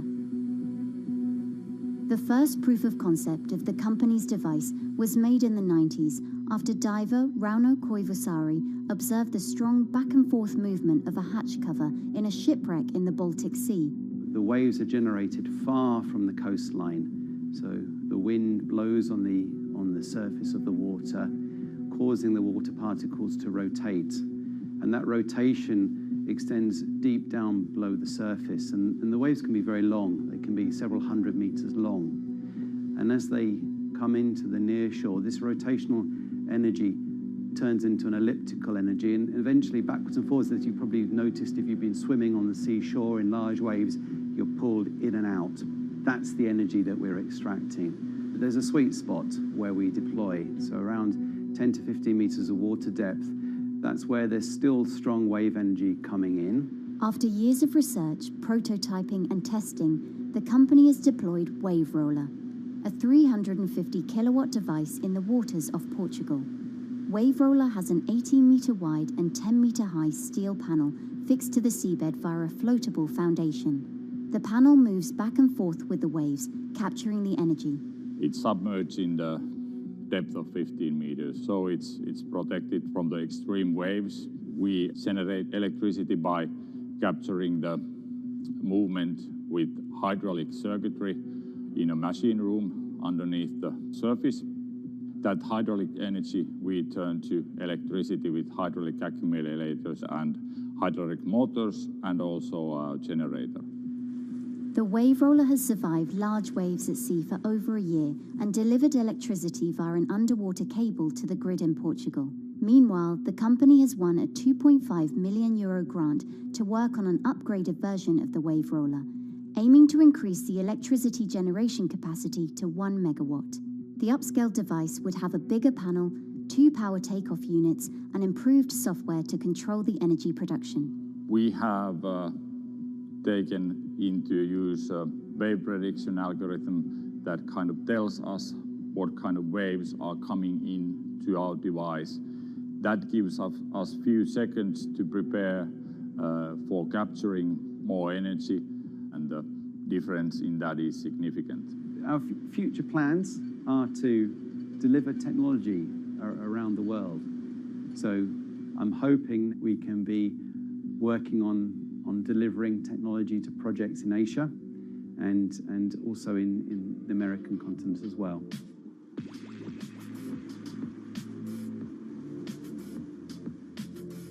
Meanwhile, Israeli company Eco Wave Power is taking a different approach to capturing the power of the ocean. For the company's founder, Inna Braverman, developing new sources of renewable energy is a personal mission. I was born in Ukraine in 1986, and 2 weeks after I was born, the Chernobyl nuclear reactor exploded, causing the largest in history nuclear disaster. I was one of the babies that got hurt from the negative effects of such explosion. I had a respiratory arrest and a clinical death. Luckily, my mother, a nurse, approached my crib on time and gave me a mouth-to-mouth resuscitation, which saved my life. I got a second chance in life and decided to do something good with it. Growing up, Inna wanted to be a politician to positively change the world. After working as a translator at a renewable energy company, she decided to change paths. Solar and wind energy were fully commercialized. There were a lot of amazing technologies implemented everywhere. I saw that wave energy, although it's an immense source of electricity, the biggest companies in the world are trying to develop wave energy with no success. And there was kind of a race going on in the world of who is the company that is going to develop a viable wave energy solution first. In 2011, the then 24-year-old Inna co-founded Eco Wave Power. Instead of installing devices offshore, the company's devices are attached to existing breakwaters, jetties, and piers. Our technology is very cost efficient, especially in comparison to the offshore technologies, because we don't need any ships, divers, underwater mooring, or cables. We install on existing man-made structures, and all our expensive equipment, the generator, the hydraulic conversion unit, the automation, is located on land just like a regular power station. This is the EcoWave Power conversion unit that has been operating in Jaffa Port since 2014 until 2020. Here you can see how the technology works. Basically, the floaters are going up and down and pushing the hydro cylinders, which transmit biodegradable fluid into land-located accumulators. A pressure is being built. The higher the waves, the higher the pressure, which is used to turn the hydro motor, which is turning the generators. The whole system is controlled by a smart automation system, which you can see right here. And in case of upcoming storms, the system automatically raises the floater above the water level and keeps them in the upward position until the storm passes. The company has been operating a 100 kilowatt grid-connected device in Gibraltar since 2016, which is enough to power 100 households. Currently, Ina and her team are working on another 100 kilowatt project at the port of Jaffa in Tel Aviv. The project will be also the first time in the history of Israel that wave energy will officially connect to the electrical grid. And our goal going forward is to expand it to all suitable breakwaters in the city of Tel Aviv and to supply a significant part of the city's electricity needs. Today, engineers and entrepreneurs are still trying to crack wave energy. Globally, only a few hundred kilowatts of wave energy are deployed, compared with gigawatts of offshore wind. But the field has come a long way in recent years, and with the right engineering solutions, this new power source could eventually become competitive with more mature renewables like solar and wind. I would have a lot more confidence in the success of wave energy companies today as opposed to like 20 years ago. But in the next few years, or maybe the next couple of decades, it will be more likely to be used in remote locations like islands that are otherwise dependent on expensive diesel power, or out at sea on gas decommissioning rigs, or for powering underwater autonomous vehicles. So definitely, wave energy can compete with other renewable energy sources, but I personally believe that this is not a competition. In order to have a 100% renewable energy friendly world, we need all renewable energy sources to work together.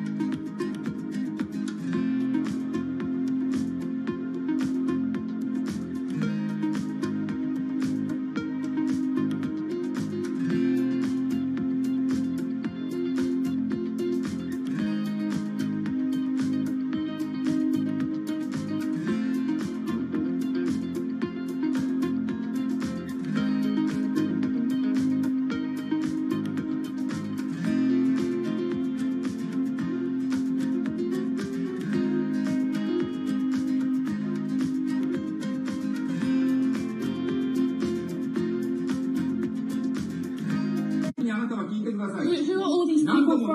Who are all these people from?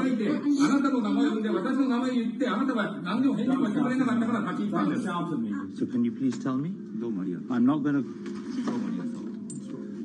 please wait. You know, I've covered a lot of companies. I've covered a lot of Machiavellian companies where, you know, people play rough. I don't think I've ever seen anything on the scale of Nissan. He is making you, but you aren't from this side. I mean, it's corrupt. The system is... One of the most dramatic elements was Ravinder Pasi's home being raided by court officials in Yokohama. You scared my wife. You scared my children. I've worked in this for 16 years. So Rav Pasi's journey into the darkest recesses of the Japanese corporate world started when he was the general counsel, the highest corporate lawyer position in the company. In the past few minutes, Nissan has revealed that its chairman has been arrested after allegations of serious misconduct. He was tasked with investigating Carlos Ghosn. And he was told, conduct an internal investigation and get to the heart of the matter. And then along the way, he started to notice serious conflicts of interest. He is one of the few people who knows an extreme amount of detail regarding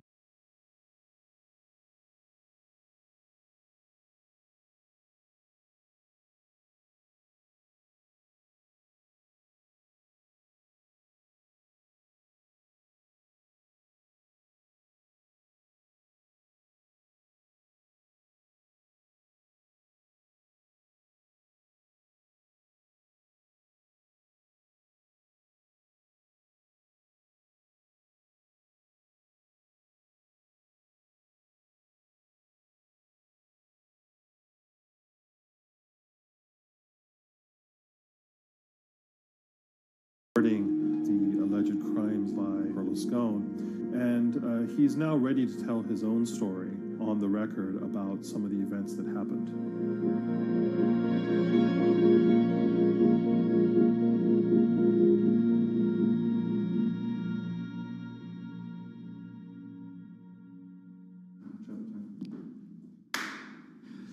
My name is Ravinder Passy. I'm the former Global General Counsel of Nissan Motor Co. Limited.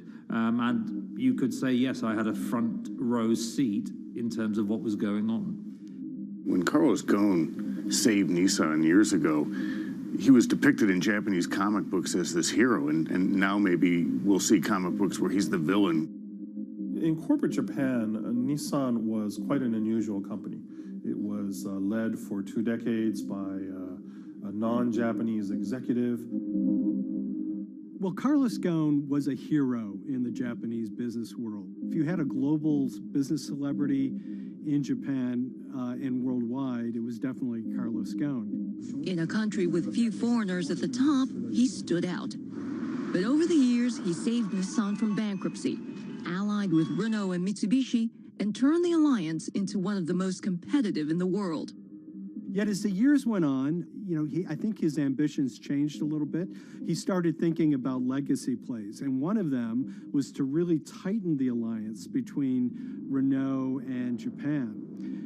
And unbeknownst to him, there was a contingent of senior Nissan executives that were really felt threatened by that move. They really thought that they would lose complete control of the car company, and even in the government, there was probably a little bit of anxiety about a national champion in the auto industry falling under full-blown foreign control. Carlos Ghosn was an auto industry leader, respected by many in Japan. Now he's in jail. The arrest of Carlos Ghosn came completely out of the blue. This was in November of 2018. He was coming to Japan on Nissan's corporate jet for a regular executive meeting, and he was met on the tarmac by Japanese authorities who whisked him away to jail and charged him with financial misconduct crimes. So what happened was that a power struggle ensued inside the company, and somewhere along the way, it was criminalized. By that I mean that there were allegations leveled at Carlos Ghosn about the way he reported his pay to Japanese authorities, the way he handled money inside the company, that in other contexts might have been a board action, might have been handled internally.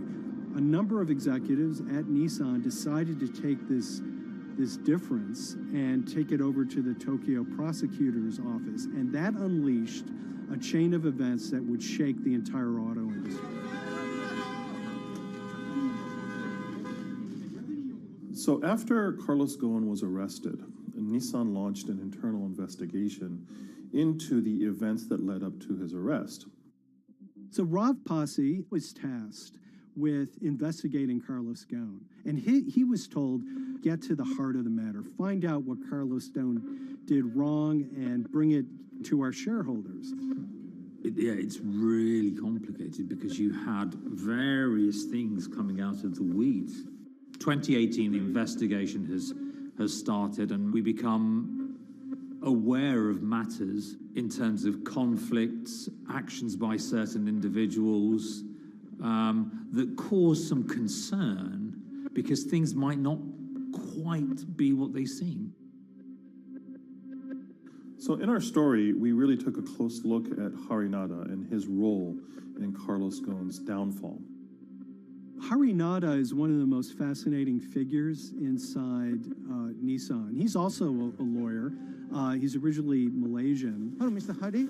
And he had a meteoric rise through the company and became very, very close to Carlos Ghosn and other top figures. He had a front row seat at all the major strategic deliberations at the company. And when he discovered that Carlos Ghosn, as his final legacy play, was going to tighten the relationship between Renault and Nissan, he made a decision to go against Carlos Ghosn. And he became one of the key figures that decided that Carlos Ghosn had to go.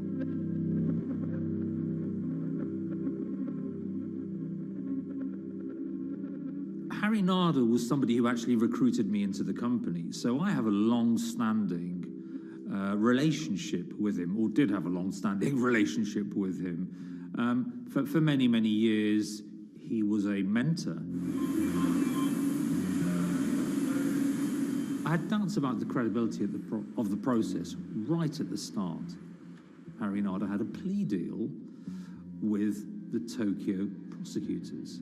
Now, that suggests he was intrinsically involved in some of the wrongdoing, or the allegations of wrongdoing, and it just didn't smell right, just doesn't sit right. So there was a basic conflict of interest. In other words, Harinada had to deliver results to Japanese prosecutors to avoid his own criminal liability, and he's accusing and leading the investigation of Carlos Ghosn.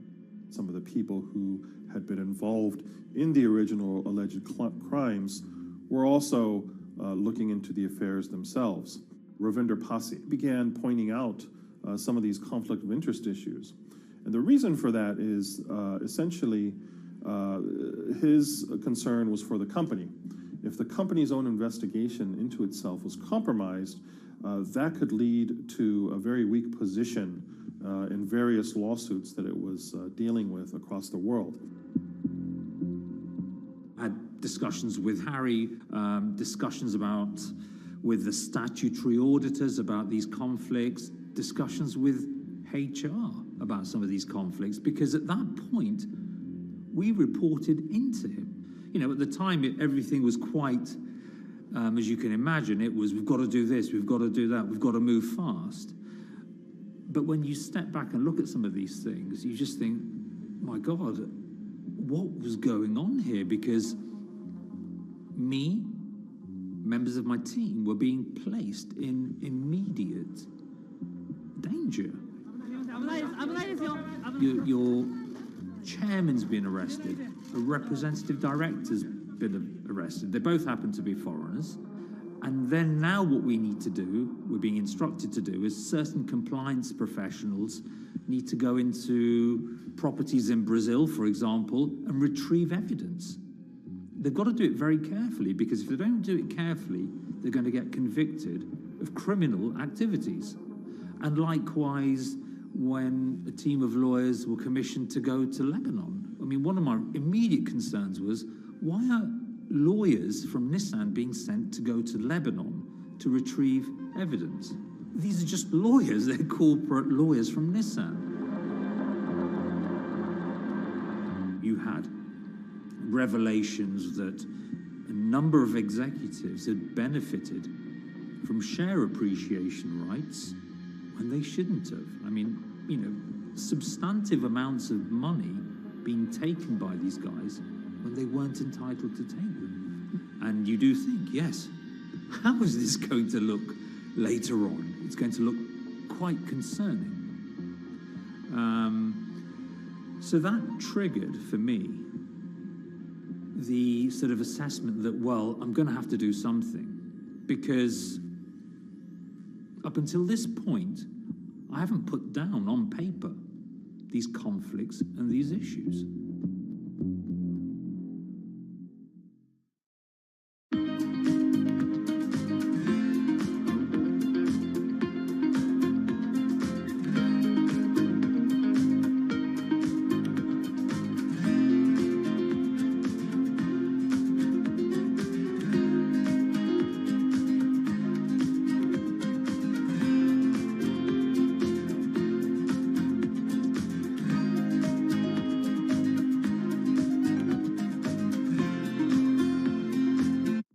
So Rav Pasi makes a fateful move. He writes this letter to the board listing every suspicion he has in great detail, backed up by evidence, backed up by memos of why this internal investigation had serious problems. He sends the letter to the board and it's crickets. He doesn't hear much of anything. Nothing happened thereafter. Nothing at all. Just like it just gone into a black box. And he began to suspect that there was a desire, even at the highest level within Nissan, to kind of sweep these conflicts of interest under the rug. Unfortunately for me, I think, again, with hindsight, people must have thought that this is the nail that's sticking out, and we can't have this. Within 3 days of me submitting that to the board of directors, that letter to the independent board of directors, I was removed from the GOAN Executive Conduct Matters. I was then told that I could not attend board meetings anymore. And up until that point, I had attended every single board meeting. I was then also told that after 8 years of being in Japan, I'd be going back to the UK. It eventually transpired that I'd be the VP of Projects and Transformation, managing a team of 3. So you can imagine what this feels like at this stage.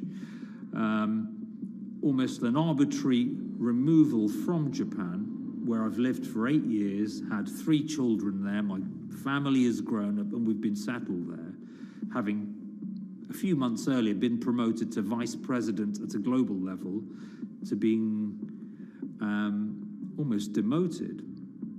So Pasi was essentially being reassigned to get him as far away from the internal investigation as possible, and also to a certain extent in retaliation to some of the issues that he brought up regarding the internal investigation and Harinada. What happened to Rav Pasi can be seen as a series of corporate humiliations. I mean, first of all, his immediate responsibilities were taken away from him. Eventually, he lost, the coveted general counsel title. But it didn't stop there. Toward the end of his stay in Japan, Rav and his wife were convinced that they were being followed. During that period, I'd noticed that whilst driving my car, I'd have other cars following me. First time I noticed this was around mid-March, and I was driving, I can't remember where I was going, but this grey van, small van, just literally started following me. And I noticed that there was somebody in the car taking pictures. And lo and behold, we were absolutely being followed either by people on foot or other individuals, 2 or 3, normally 2 burly men in a car, different cars at different times, following us around. They were following the family as well. And, given I'd seen the Nissan security department behave in a very, very egregious manner with others in terms of following and surveilling, I was very concerned as to what they were doing and who they were giving this information to. Because if they're giving this information to the authorities, you do think, why? What's going on here? I mean, this is just not normal behavior. And this all culminated in a rather dramatic event in the middle of 2020. Who are you people? Where Nissan had hired a legal team and had obtained an unusual court order from the district court in Yokohama. Yokohama. To basically do a search of his home and seizure of his corporate laptop and phone and other documents. If you don't let us in now, we have to break this key.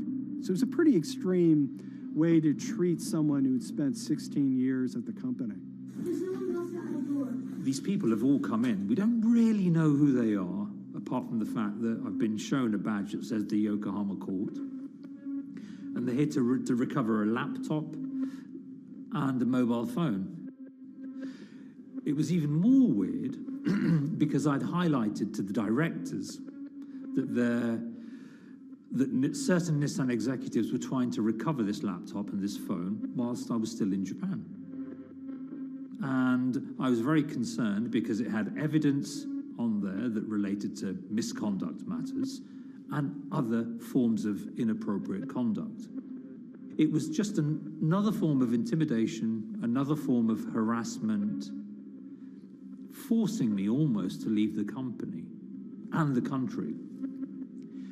Because once they'd retained and obtained these items, we were still followed, which, again, I just couldn't understand. What is the point of doing that? This isn't a car company. This is not the KGB.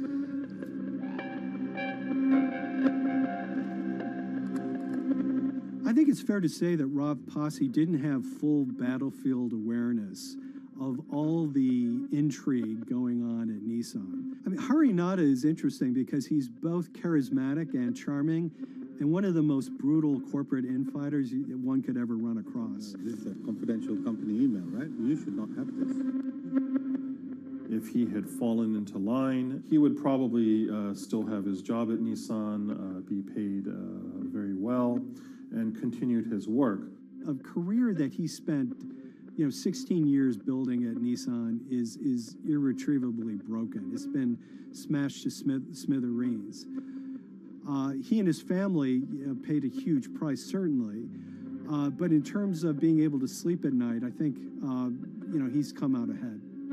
I highlighted issues to the highest levels of the company so that they could be dealt with appropriately by those in charge. There was no response to those, and there was retaliation against me. What's really profound, like absolutely profound, is that none of your colleagues, I mean people who you have known for years, forget it. Yeah. You're on your own. Yeah. And you got to be ready for that. You've got to be ready for that. If you take it on anyway.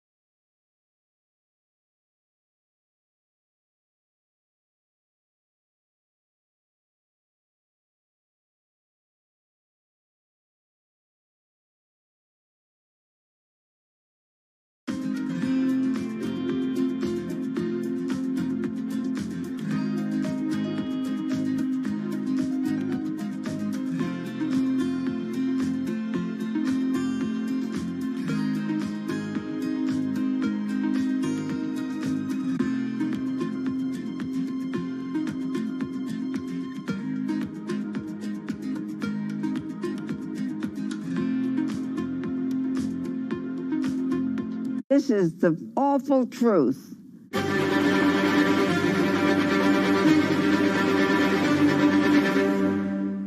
There's always someone in the family that's pushing it.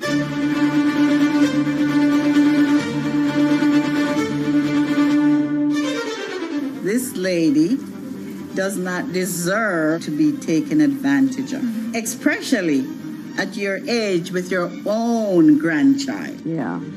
My grandma is having to sue them. I'm testifying against them. Nobody's talking. They're one floor below right now. I get afraid to go on the elevator. It's sad that it had to devolve to this. It's like a soap opera to me. It's a very sad thing. It's a family feud. A family feud.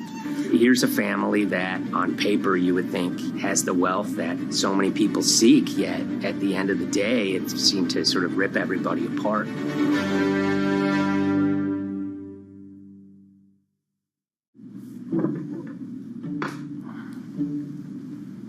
My name's Tom Schoenberg. I'm a senior reporter here at Bloomberg News, cover financial enforcement. I was approached by someone close to the Schottenstein family and asked whether or not I would be interested in writing about Beverly Schottenstein and this case that she had against JP Morgan. And it was immediately clear that there was a great story here to be told.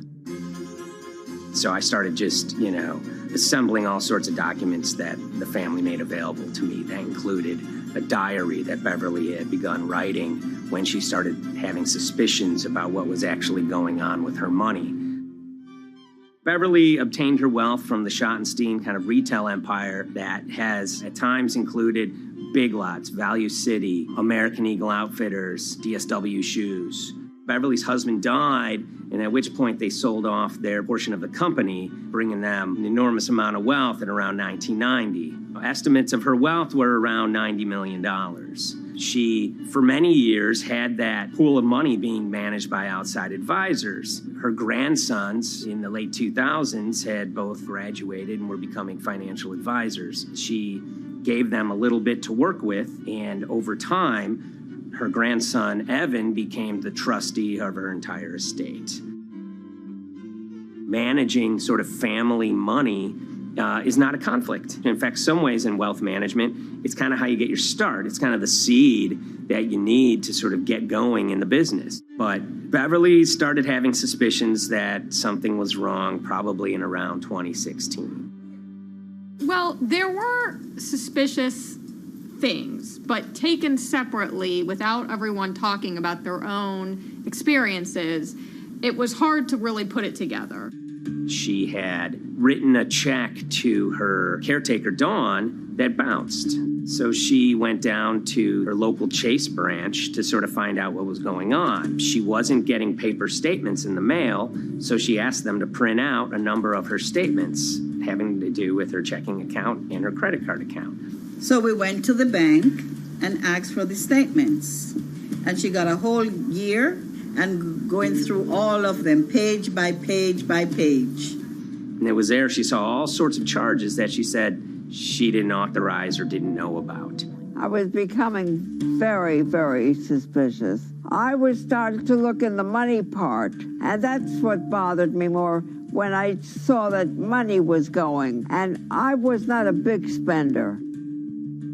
Around the same time, Dawn, she starts noticing Beverly's son, who lived in the condominium below her, came up with Evan with a shredder and started grabbing papers in her office area, including some with JP Morgan letterhead, and just started sitting at the kitchen table, just shredding documents over and over. Yeah, they came in one morning. They used to do it in the back. Through the back door, and they brought the shredder inside.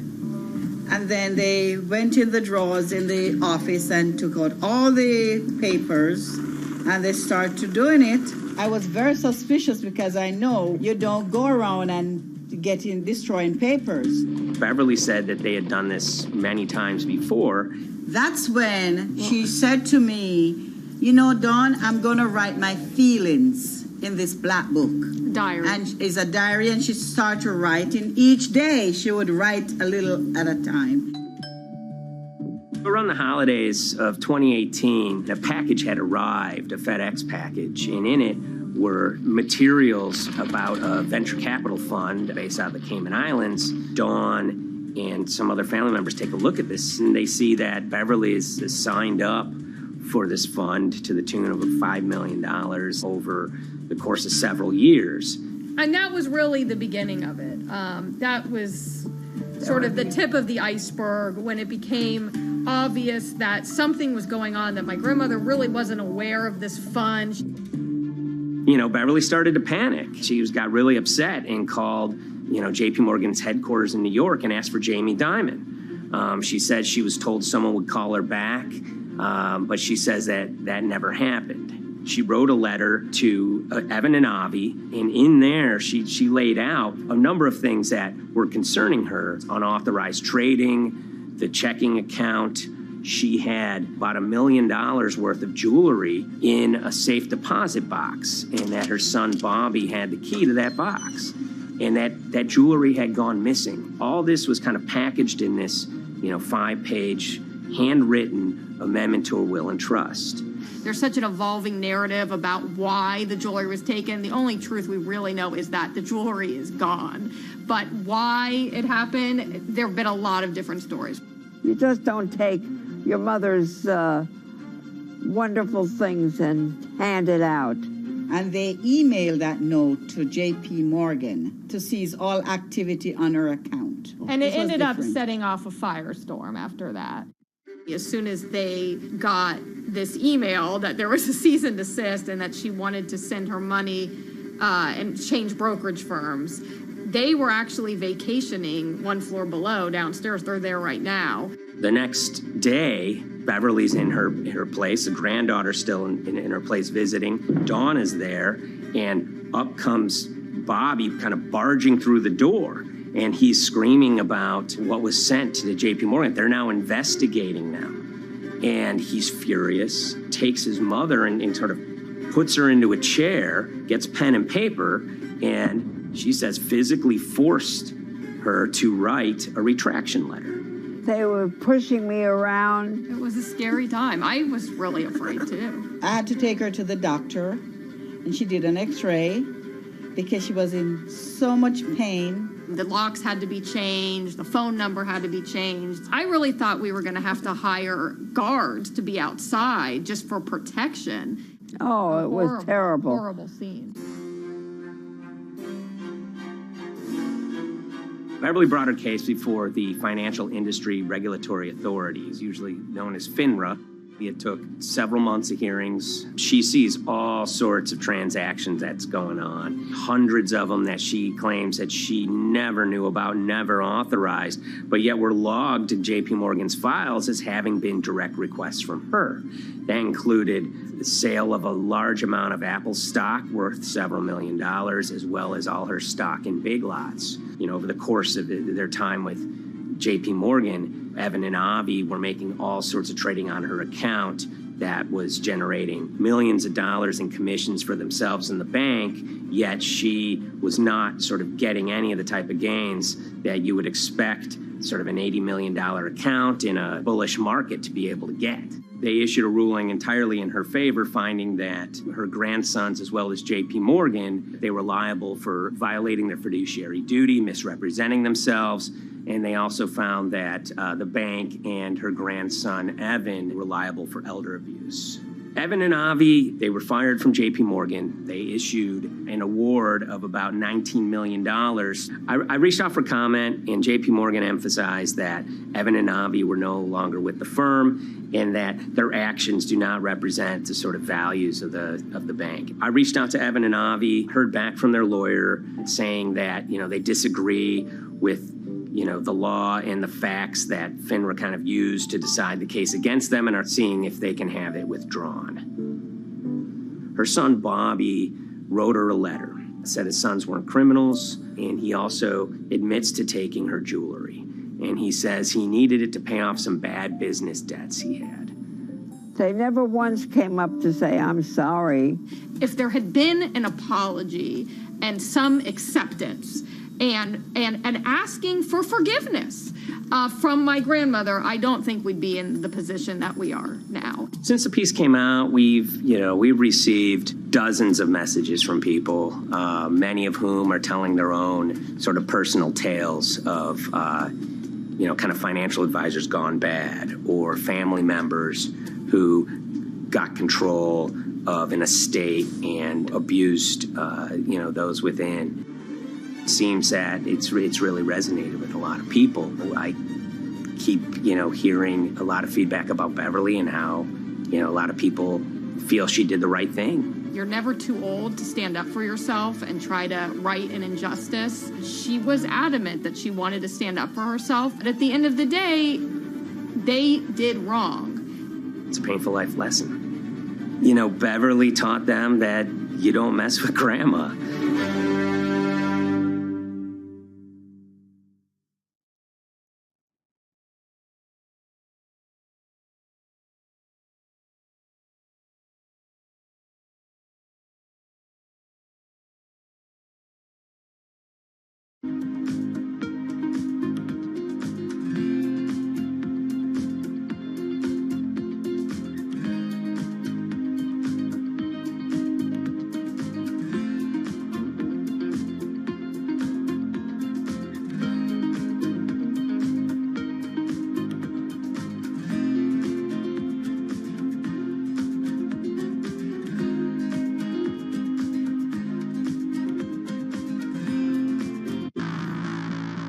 On April 20th, oil markets did something they never had before, and they crashed, went into negative territory and closed the day at minus $40. Meanwhile, in a place called Thaden Boyce in Essex, a group of 9 traders, led by a guy called Cuddles, made $660 million over the course of a couple of hours.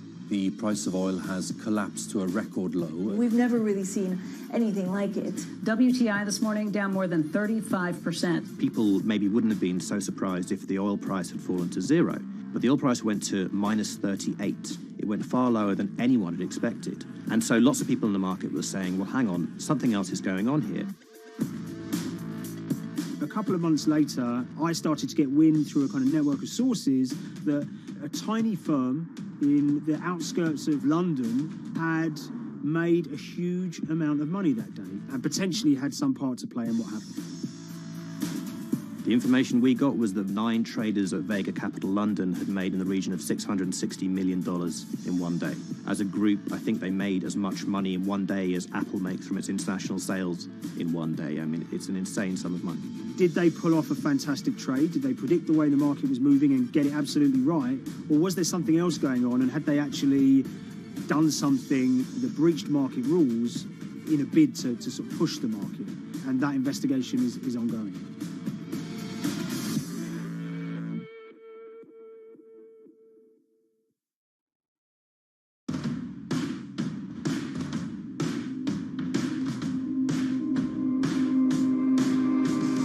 So Paul Commins is a trader who cut his teeth in the pits in the 80s and 90s. When everyone had a nickname, his was Cuddles.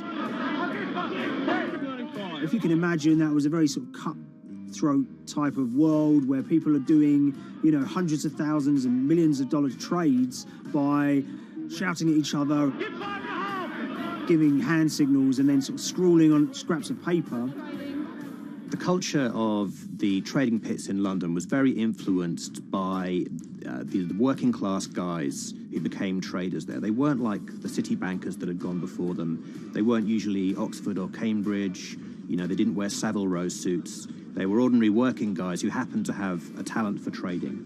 And a lot of them came from Essex. I think it was 400 traders in the pits, and Cuddles in his oil and gas pit was described to us as amongst the top 3 amongst that, was very successful and made very large amounts of money as a young man. But inevitably mechanization and the arrival of electronic markets was the kind of death knell for the pits, and in 2005 the IPE closed down. And when the pits shut down, a lot of the traders who worked there lost their jobs or quit or went to work for financial institutions.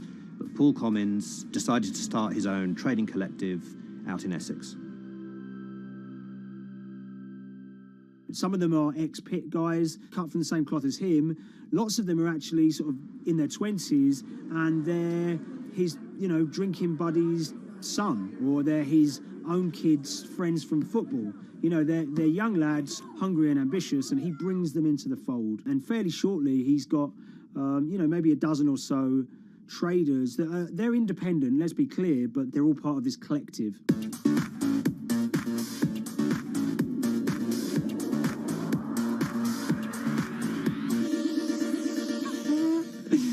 Yeah, I'll let Liam deal with Essex. I am from Essex, so I feel like I'm free to, to get into this. Sweet, as they say. If you were to ask someone in Britain how they would imagine a kind of Essex person, they would see someone who's maybe slightly flamboyant, with a sort of Cockney accent, a sort of Guy Ritchie-style accent. Not afraid to splash the cash, but it's probably pretty bright and has done well for themselves. Don't even make sense, does it? But, these guys, they drove around very nice Rolls Royces and Bentleys. They went to places like Marbella on holiday. Thaden Boyce is a very wealthy place. You have to have considerable income to be able to afford to live in that village. It's a really nice place to live, and it's 20 minutes tube ride away from the city. Earlier in the summer, we have this lead, which is that there's this tiny firm called Vega Capital London, and they were the biggest winners from the biggest oil crash in history. Anyone that covers markets is going to be surprised about that. You're thinking your BPs of the world or your Glencores, but there's this tiny firm. And one of the big challenges that we had was actually finding out who worked with Vega Capital. It wasn't immediately obvious, and at first we had absolutely no idea. If you go to the Vega Capital website, it says it's under construction. If you do basic online searching, it's very difficult to find anyone who's publicly connected to the company. So inevitably, we're incredibly curious at this point. Like, who the hell are these people? The more reporting we did, the more it became clear that this group were connected socially as well as professionally. They went to weddings together, they played golf together, they would go on holiday together. We found out that a number of them were members of the West Ham Supporters Club in London. A few of them started companies together, so you could see all the connections between them and start to see a distinct group emerging. And it really just was this kind of shock that, this wasn't just like a hedge fund or a firm you'd never heard of. This was actually a group of buddies who all had the same experience on this day and had all made a huge amount of money. So if you're an oil trader, there's a number of different ways you can trade, and probably the most popular is WTI futures contracts. And it's basically a contract that says, I'm going to buy 1,000 barrels of oil from you at this point in the future, or I'm going to sell 1,000 barrels of oil to you at this point in the future. It's actually just a financial contract to gamble on to predict whether oil is going to go up or down. On the 20th of April in Essex, there had been signals for a while that this was going to be an exceptional day in oil markets. And we know that some of them arose early and started their trading in the early hours of the morning while it was still dark outside. Essentially what they were doing is buying contracts that gave them an obligation to buy oil at whatever the price ended up at 2:30 p.m. So they're basically placing a bet that oil was going to fall throughout the day. But they're simultaneously selling lots of oil as well. And whether they make a profit and how much profit they make is the difference between what they buy the oil for and what they sell the oil for. Now, of course, we now know throughout April 20th, the price dropped and dropped. So this is going very well for them. They are committed to selling oil at these prices, and the prices are continuing to fall, which means they're going to be able to offset it and buy oil at cheaper at the end of the day. Now, once it gets to kind of 1:30, 2 p.m., that's when things start to get really interesting. Suddenly there's a kind of influx of buyers and sellers, as sort of desperation increases in the market and trading volumes go up. Now at 2:08 p.m. exactly, something bizarre and unprecedented happened, which is that oil passes into negative territory. And it fell to a record level of minus $38. We've never seen anything like it, period, in terms of the contraction of the global economy. That huge gulf between what they were buying the oil for and what they were selling it for enabled them to make more money than they ever thought possible.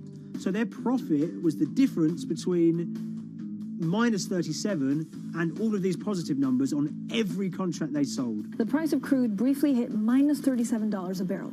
For one group of traders operating from a small office, it was a very, very profitable day. It's important to remember this had never happened before in the history of oil trading. No one could have predicted it. I can't think of another example of where you enter a trade and you get paid on both sides. You get paid both to sell and to buy. It's unthinkable. One thing we know about the Cuddles Trading Arcade is that they were very comfortable taking large risks. And, you have to be clear, this was a large risk. Yeah, we spoke to oil traders, both people that know these guys and people that don't, and they all say that this is, incredibly risky. And that's actually what stops a lot of oil traders doing trading like this. They simply aren't willing to stomach the risk. But Cuddles and his friends were. So when the kind of final calculations came down, the group of the 9 most profitable traders made $660 million or thereabouts between them. I mean, if you can imagine, I think 3 or 4 of them made in excess of 100 million each. One of the astonishing things about this trade is that 2 of the individuals who made more than $100 million in a single day were in their 20s. One of them was 22 years old. Only a few years earlier, he'd been posting on his social media about doing teenage stuff with his mates in town and going to see girls and rap music. And here he is a few years later making $100 million in a single day's trading. When me and Liam discovered that, we couldn't believe it. We couldn't believe what we were seeing.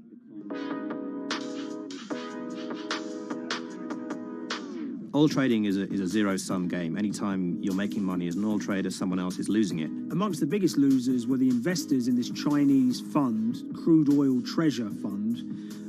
There were thousands of them, and they lost everything. Lots of people had put their savings into oil funds. They lost money that day.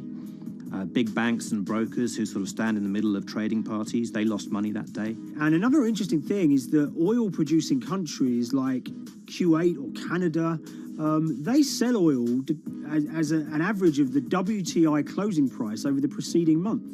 So the fact that one of those numbers in that average was minus 37 meant, if you can imagine, countries like Saudi Arabia and Kuwait potentially lost a couple of dollars on every single barrel of oil they sold that month.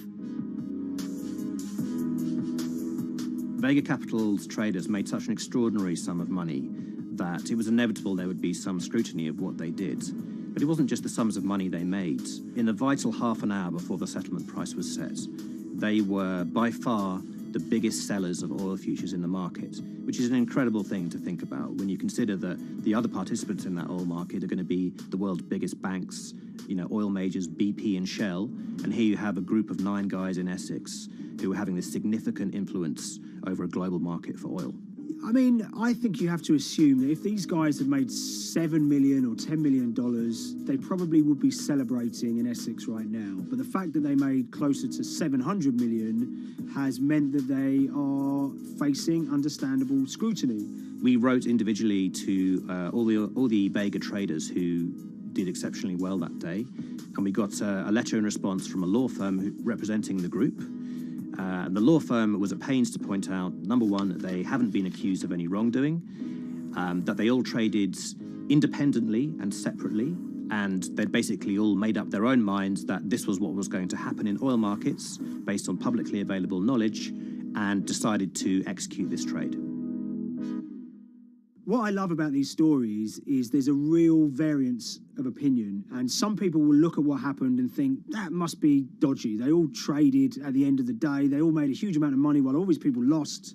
That's shocking. But lots of people say these guys are at acute disadvantage. They're in a market that's inhabited by, huge technology-driven funds and firms and oil giants that have got all the advantages in the world, and when you get a bunch of Essex geezers who essentially beat the market and find a way to make a huge amount of money, they should get a pat on the back, really, because that's the dream.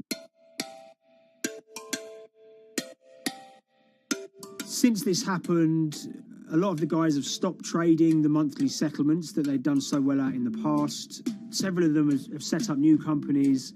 They've essentially gone very quiet. Any kind of social media presence they had has kind of closed down. By all accounts, they're, waiting this out. It's certainly too early to try and predict how the regulatory investigations are going to pan out. We just don't know. There's a number of potential outcomes for these guys. Potential punishments if there are any findings of manipulation against Vega or anyone affiliated with it might be you could be fined, you could be banned from trading, and in the most extreme cases there have even been criminal prosecutions in the past of people who have been found to have been manipulating the settlement and misconduct related to trade at settlement. There are other outcomes too. One obvious one is going to be that they're able to walk away from this life-changing trade with all the money that they made and celebrated as heroes in the trading community. That they'll go down as legends.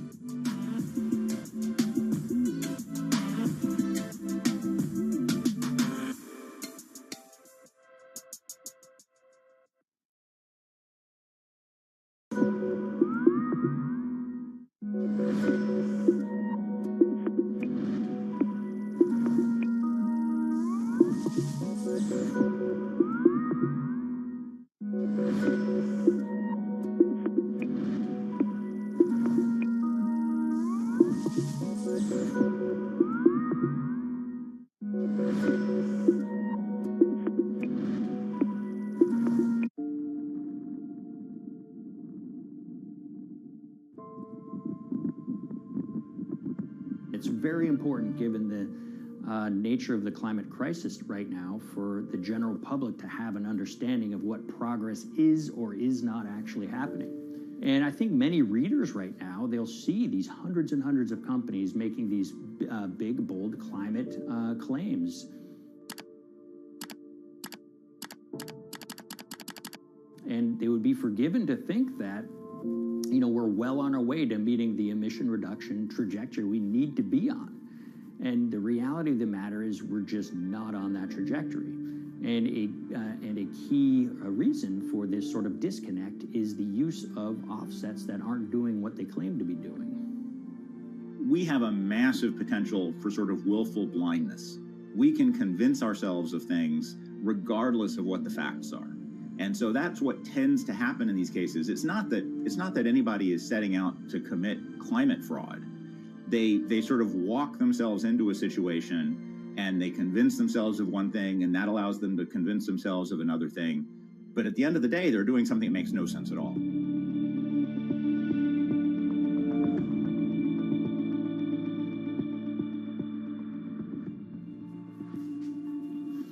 My name is Ben Elgin. I wrote the story about how the billion-dollar market for carbon offsets is setting back the fight against climate change. So one of the challenges in reporting on carbon offsets and trying to figure out what's going on is really finding good experts who have been steeped in this marketplace and are willing to candidly talk about it. One of the best people for this is a fellow named Mark Trexler, and I've been talking to him for more than a decade. My name is Mark Trexler. I've worked in climate change for the last 30 years. I was actually hired by the World Resources Institute in Washington to work on the first carbon offset project in 1988.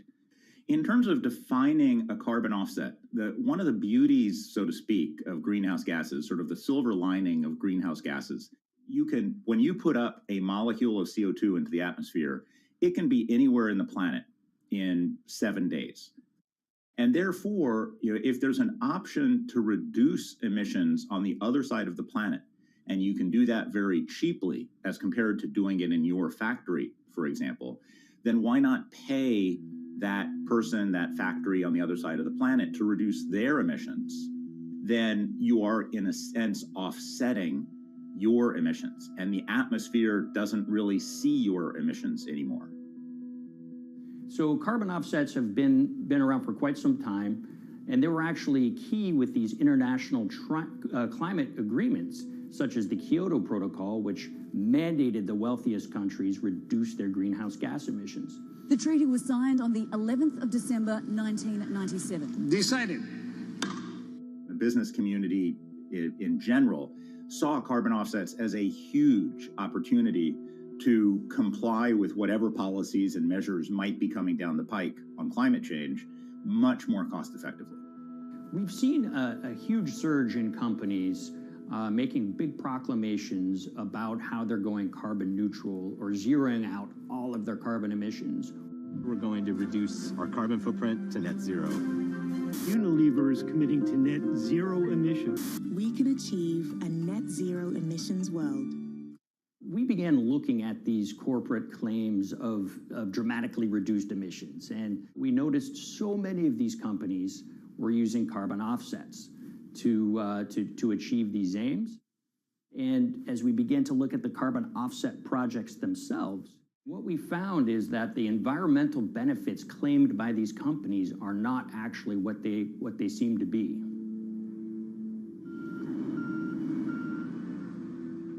And as we sort of saw and spotted a number of these very aggressive carbon offset projects, which appeared to be generating inflated credits or bogus credits, we saw a number of them were associated with the Nature Conservancy. This surprised us. The Nature Conservancy is the world's biggest environmental group. They have about $1 billion a year in revenues, and they've been around for 7 decades. They've preserved about 125 million acres of land, and they've done so many good works over the years, and they've been very strong in terms of working with corporate partners.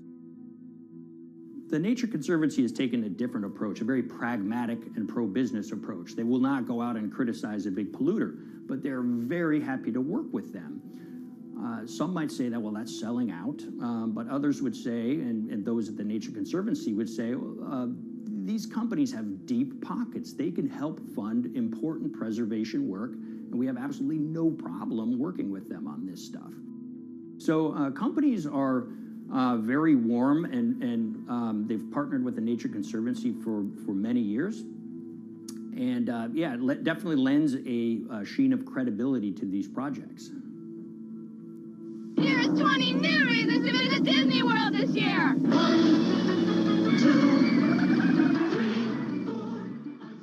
If you look at, for instance, Disney, that's a sprawling company with theme parks and cruise lines that burn up diesel fuel.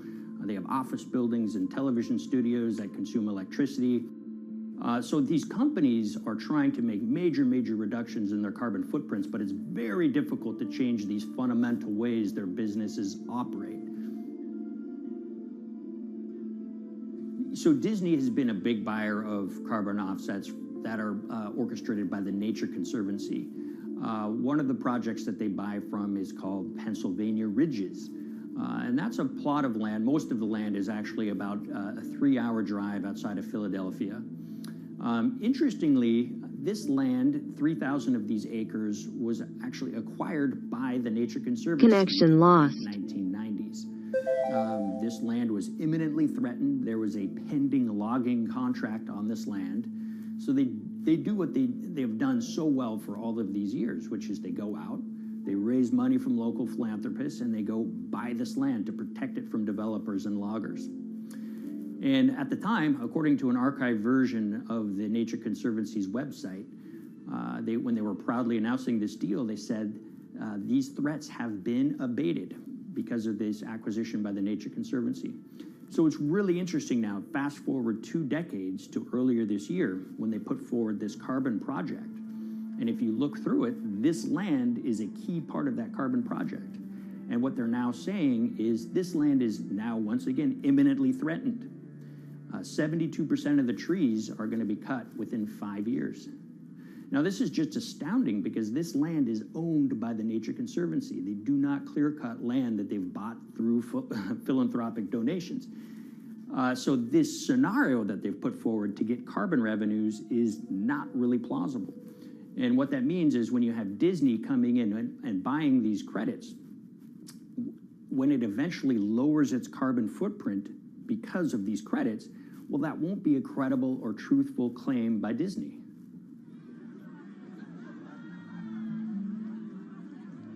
So this is an organization that truly understands the threat of the issue of climate change and is wanting to do its part to address this. However, in this situation, it just appears their drive, which they've had for decades, to increase the amount of revenues that it can use for land preservation work, Nature Conservancy and many others see that the carbon credits as a pot of money that they can tap into to further their own benevolent aims. But unfortunately, what this has resulted in is claims of climate progress that just aren't really happening. So the Nature Conservancy defends vigorously these deals, and they and others will say, look, our projects are just following the rules that these registries set up. So some would also put some of the blame on the registries themselves because they're setting up the rules which allow these vapid projects to get up and sold. So we've reached out to all of the companies we mentioned in this story, including Disney. They didn't want to be interviewed for this story, but they all told us that, look, we have to rely on the experts out there, and those experts, they say, are these carbon registries that have been set up. Most of these Nature Conservancy deals are set up and sold on this exchange. It's called the American Carbon Registry. Now, it's the oldest of these registries that allow voluntary carbon credits to be sold. They've been around since 1996. What these offset registries do is they set up rules, and any carbon offset project has to follow those rules. But there's this tension that's always there. If the rules are too strict, then it's going to be very hard for carbon offset projects to get up and running.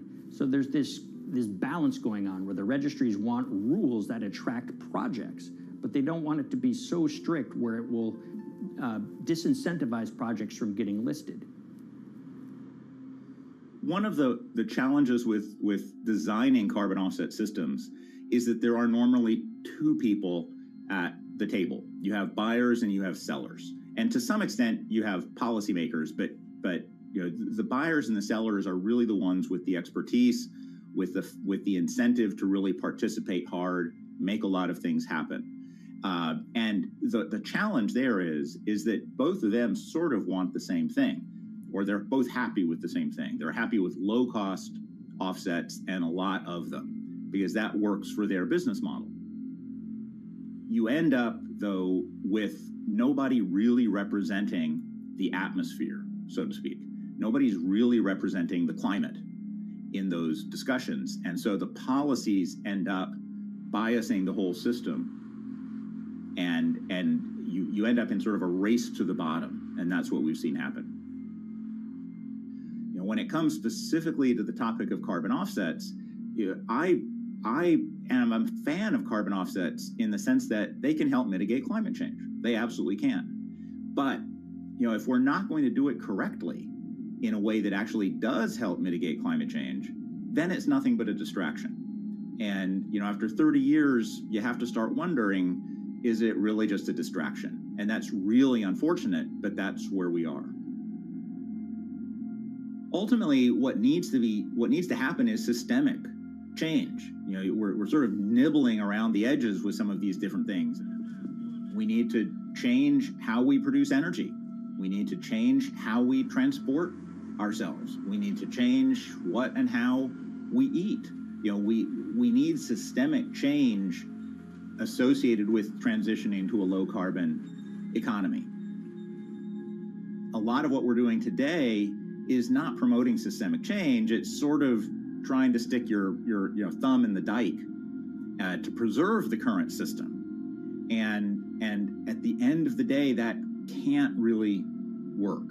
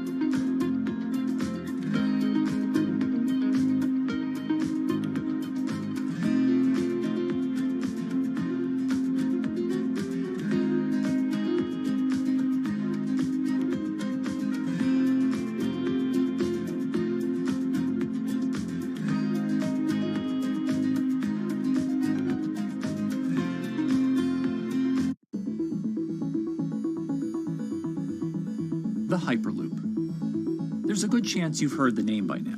This is the Hyperloop system. It can take people hundreds of miles in minutes. The Hyperloop, a series of tubes that would transport people in pods at ultra-high speeds over long distances. This is a remarkable new form of transportation that can whisk people from city to city in a flash.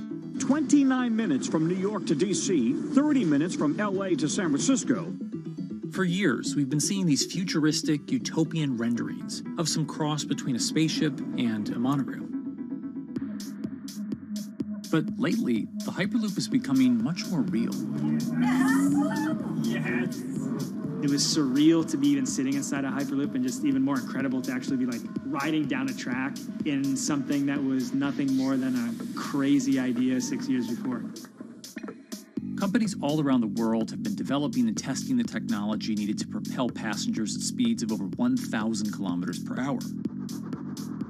But for many, speed is only the first step to unlocking the full transformational effects of a new mode of transportation. Fast is what we just sort of take for granted in the Hyperloop world. It's the network effects that really deliver the benefit.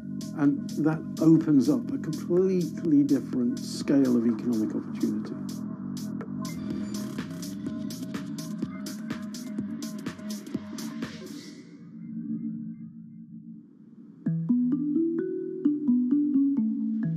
We've got planes, trains, automobiles, and boats for getting around Earth. But what if there was a fifth mode? And I have a name for it, which is called the Hyperloop. The Hyperloop? Hyperloop, yeah. In 2013, while riding high on the growing success of Tesla and SpaceX, entrepreneur Elon Musk released a white paper outlining the basic framework of the technology he called Hyperloop. The basic idea goes a little something like this. A tube reduces the air pressure to a near vacuum-like environment. A Hyperloop pod is then suspended in the tube, usually by magnetic levitation. The whole pod can then be propelled forward. Because there's no traditional friction sources like air resistance or rolling friction that would push back against the pod, the Hyperloop is able to move at incredibly high speeds and do so fairly efficiently. Despite its futuristic name, however, the general concept behind Hyperloop is actually pretty old. In fact, New York City's first attempt at an underground public transit system in the 1870s was based on a similar principle. The pneumatic transit system was short-lived, however, only stretching one block and topping out at a rather leisurely 10 miles per hour.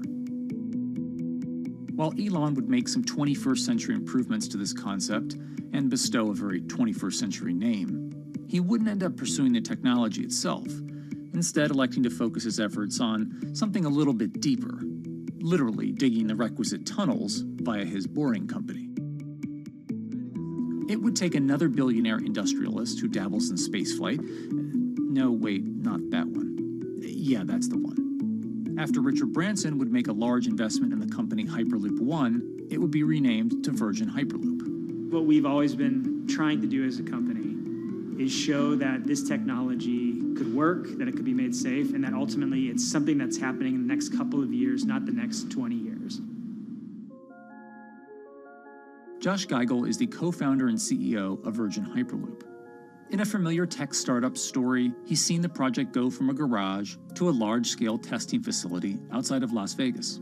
So we started building the first kind of Hyperloop system in 2016. We've done a lot of work, about 500 tests that we've done on that over the last 5 years. And what we realized that we need to do is take that technology, show that it can be commercial, so drive the cost down, improve the efficiency, improve the performance. But the key thing is actually making it approachable and safe for individuals. In order to do that, Josh, along with Virgin's head of passenger experience, Sarah Lucian, bravely volunteered to take the inaugural ride. What her and I were realizing is we're the first two people sitting in a Hyperloop. The only type of people that have gone through this environment are in spacesuits, and there we are in just normal clothes because of the system, the safety of what we've designed. 3, 2, 1, launch. And then once we started going, you felt a bit of acceleration. We accelerated a little bit harder than we would in commercial, be like a sports car. Yes. We got up to about 108 miles an hour on that test. And it's a short run, it's about 500 yards or so, and came to a stop. The test, lasting only about 20 seconds and covering only a quarter of a mile at just over 100 miles per hour, is a long way away from a true functioning Hyperloop. But as for optics, it's a crucial step for the future of funding. The number one question we got from investors or from project proponents or just people in general was like, is a Hyperloop safe? And what better way to show something is safe than by actually getting people on it? But convincing investors and governments that would likely be fronting some of the construction costs for an unproven technology is no easy task. First and foremost is the question of safety. Most people don't know how an airplane works, but yet they get on an airplane. They get on an airplane because, it's faster than driving, and most importantly, they've probably gotten off of one before, they've seen someone get off of one before. And so what we set out to do was actually show that Hyperloop could be safe with two normal people, not astronauts, not adrenaline junkies or test pilots or anything like that. Two normal people getting on a Hyperloop, and then most importantly, those two people getting off. But beyond safety concerns, constructing Hyperloops will undoubtedly require a significant capital investment to the estimated tune of around $60 million per kilometer of track. So a track from San Francisco to Los Angeles, for example, is likely to come with a price tag over $10 billion. And before large governments are willing to come in and front those costs, investors who are funding Hyperloop development must accept it as a long-term mixture of technology and infrastructure investing. Investors that are used to short returns because you're developing apps or something to that effect, those aren't the investors that really get excited about Hyperloop. What you start to see is the people that are looking at platform technologies, right? So this idea that because the smartphone existed, Uber could exist, right? So who are like the Vanderbilts of this century? And that's the part where you're going to get a lot more no's than yeses. But those people that have the ability, the fortitude to stick it out, to see the game-changing platform here, those are the people that we're looking for. And since we've done that passenger test, there has been a lot of interest that's really, this is a lot sooner than I thought.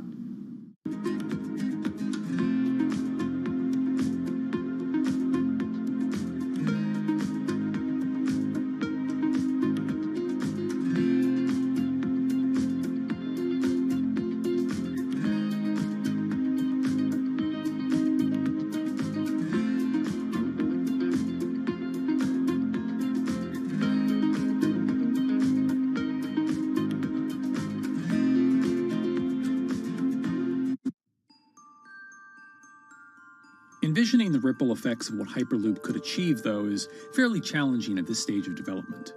It's fast, yes, but for point-to-point travel, traditional maglev trains can move pretty fast as well.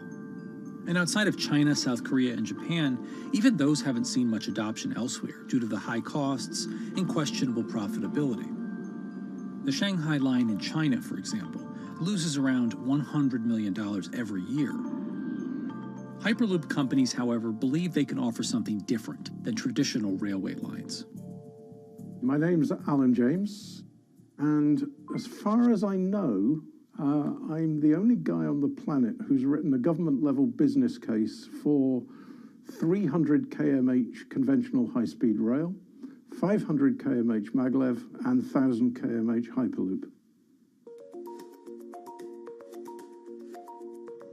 It's fundamentally about moving people from where they are to where they want to go, when they want to make those journeys, and doing it in much smaller numbers. So pod designs for Hyperloop range from 12 to 28 seats, typically.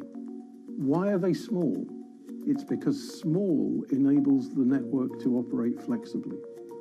And a great example of that is the east-west strategic route across the north of England, from Liverpool to Manchester to Leeds. So to get from Liverpool via Manchester to Leeds by train is just short of 2 hours today. It'll probably take you 2 hours driving as well in average traffic conditions.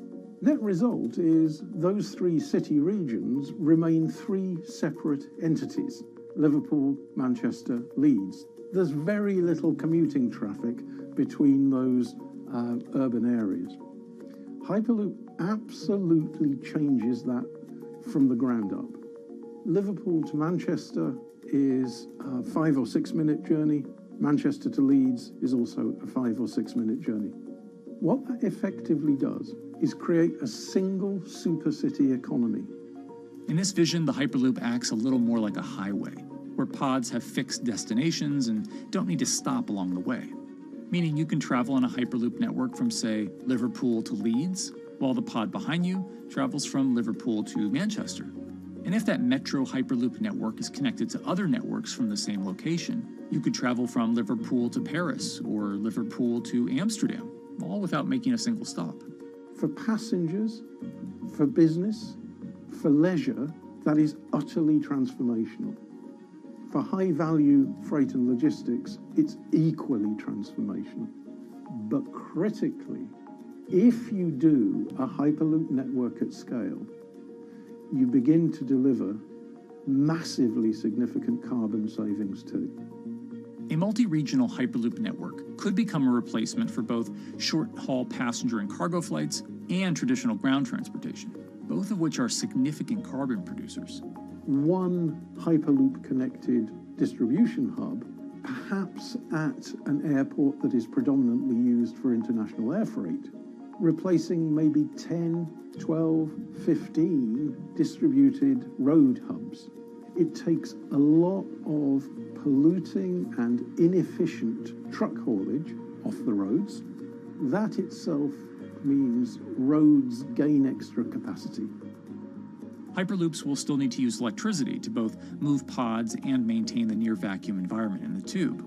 Proponents of the technology believe that this can be done by using renewable sources, including a combination of solar panels and battery technology that could be used along the Hyperloop itself.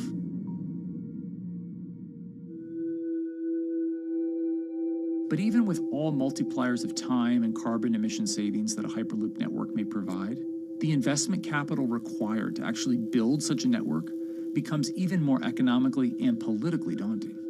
Committing doesn't mean spending billions on day one. Committing means, how do we phase it?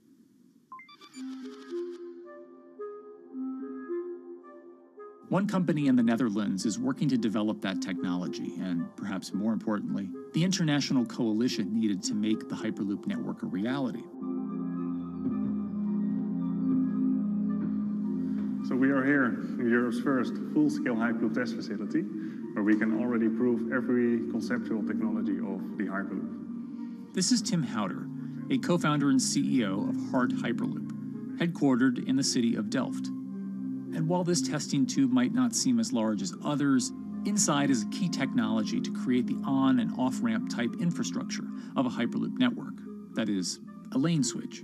That's something we can already test here. You can actually see it here, that the track is diverging from one track into two. That makes it possible to eventually split up the Hyperloop track in two sections. And in that sense, you can create a complete Hyperloop network. But in the end, will make it possible to travel, for example, over a whole continent. And take Europe, for example, with the same ease as you can now travel with a metro in a city. The nice thing about this magnetic levitation system that we have developed is that there's absolutely zero moving components in the track. So, for example, if you have to do a lane switch, all you do is that the tube basically splits up, and statically the tracks also split up.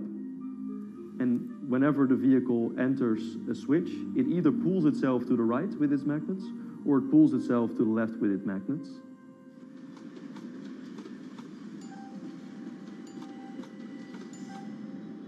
Lane switching on traditional rail requires the physical movement of the rail. Even modern magnetic levitation tracks use lane switching techniques in order to transfer trains from one track to another. And this is a very crucial element, because this is the thing that limits the capacity and, in the end, the usefulness of the rail network. Because the moment that a track is switching, that means that at that moment you are creating an unsafe environment for the trains behind it. So you need a lot of space between trains. But in a Hyperloop, because you have no moving components in the track, all the vehicles can be much closer to each other. You can achieve a very high frequency and basically have your vehicles moving and merging in and out of the network very much like a highway. For now, though, Hart's physical testing has been limited by the size of their tube. Because the test track is only 30 meters long, they haven't tested this lane switch at speeds greater than 20 kilometers per hour. However, the company is working to build a new test site where it plans to increase that testing speed to 300 kilometers per hour. We're now in a phase where we have proven most of the most important technologies in the test facilities that we already have. And we have also demonstrated the viability and the feasibility of a network. If you look at all the subsystems that it consists of, most of those are proven systems, already demonstrated in lab conditions. So we don't really believe that the technology itself is going to be the biggest challenge. Because for all Hyperloop companies out there, actually building a Hyperloop system requires more than just a good product. We're talking about the safety aspects, we're talking about integration into the environment, we're talking about the social aspects. Do people feel comfortable traveling in such a system? So it's about all these different aspects, and the complexity is really getting all the different stakeholders that are relevant and that do need to contribute to bring this to market, to get them all following the same roadmap.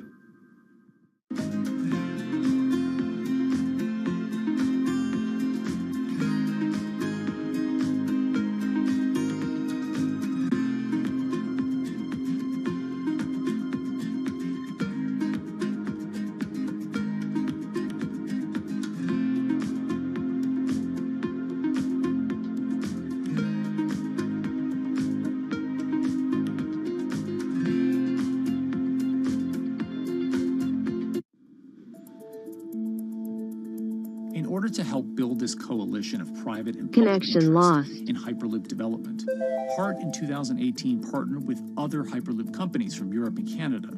The goal was to define, establish, and standardize the framework to regulate Hyperloop systems. Right now we are working with all the Hyperloop developers together in setting up the first, let's say, structure for starting the standards drafting. One of the most important goals for HART is interoperability, which is essentially making sure the different systems can communicate with each other. Interoperability is so important because what we want to achieve is actually have this seamless travel experience. So you don't want to end up, for example, going from Madrid to Paris and then switching because you need to use a different technology to get, for example, to Amsterdam. The idea being that as companies around Europe create the first commercial Hyperloop tracks between individual cities, one day those can all be connected to a larger network. Everyone that believes that Hyperloop is a future transport system also realizes that there is a need to have this network because that's where Hyperloop thrives. Hyperloop is such a huge project. It's definitely not something that you can do on your own or as a single company. So you need to do it with a lot of other companies. You need to have the governments. I think in that sense, the biggest challenge that we've encountered is to really get all the required parties together to take the steps in development and in commercial implementation. HART's next plan is to build the European Hyperloop Center, an open testing facility which will include a 2.6-kilometer test track. And the company hopes to test travel speeds there at up to 700 kilometers per hour. Virgin Hyperloop is also racing to construct the first commercial Hyperloop route, with projects in various states of development in India, Saudi Arabia, and the United States. Recently, the company announced plans to build a Hyperloop certification center in West Virginia, which will include a 6-mile-long test track. Proving the technology here will be crucial if Hyperloop networks can find a home among infrastructure investments that the Biden administration hopes to make. The idea that there's multiple Hyperloop companies, I think, is a redeeming aspect in the business. People really want to see something happen, so having multiple people move forward is good for that. I was struck when Josh and Sarah rode the pod. 2 or 3 of the major outlets used the phrase, "We now have a new mode of transport." And although all of that technology had existed before those 2 human beings rode it, it was the moment at which those 2 human beings traveled that short distance down the tube that in popular imagination, Hyperloop became a mode of transport. The metaphor I use with my team is that, the Wright brothers were first, but none of us fly on Wright brothers airlines anymore. If you don't continue to innovate, you're not going to be around, and so we'll continue to be at the forefront of building Hyperloop. Back in 2013, Elon had an idea. I think the difference now in 2021 is some brilliant engineers have spent real time grinding out the details. And I thoroughly expect the next 3 to 5 years to be decisive.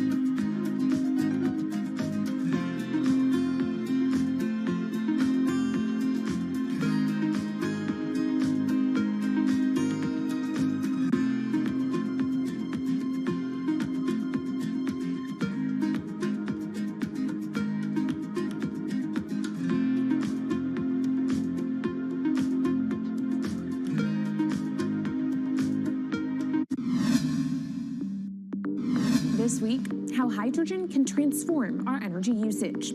We'll look at why the universe's most abundant element could be a game changer in the climate revolution. Hydrogen technologies are not new. They are used in other sectors. We use them in space, on our rockets, and we don't need the laws of physics to change to be able to use hydrogen on our planes. From iron ore to green hydrogen, one of Australia's richest men tells us about his pivot to sustainable energy. Let's take action. It's practical, it's implementable. Let's do it now. Plus, the hydrogen revolution. We'll speak with the CEO of Italian utilities firm Snam about his new book and how green hydrogen could be competitive within 5 years. Costs are coming down and people are waking up to the fact that it's the only way to decarbonize certain sectors. From Bloomberg's global headquarters in New York, I'm Kaylee Lyons, and this is Bloomberg Green.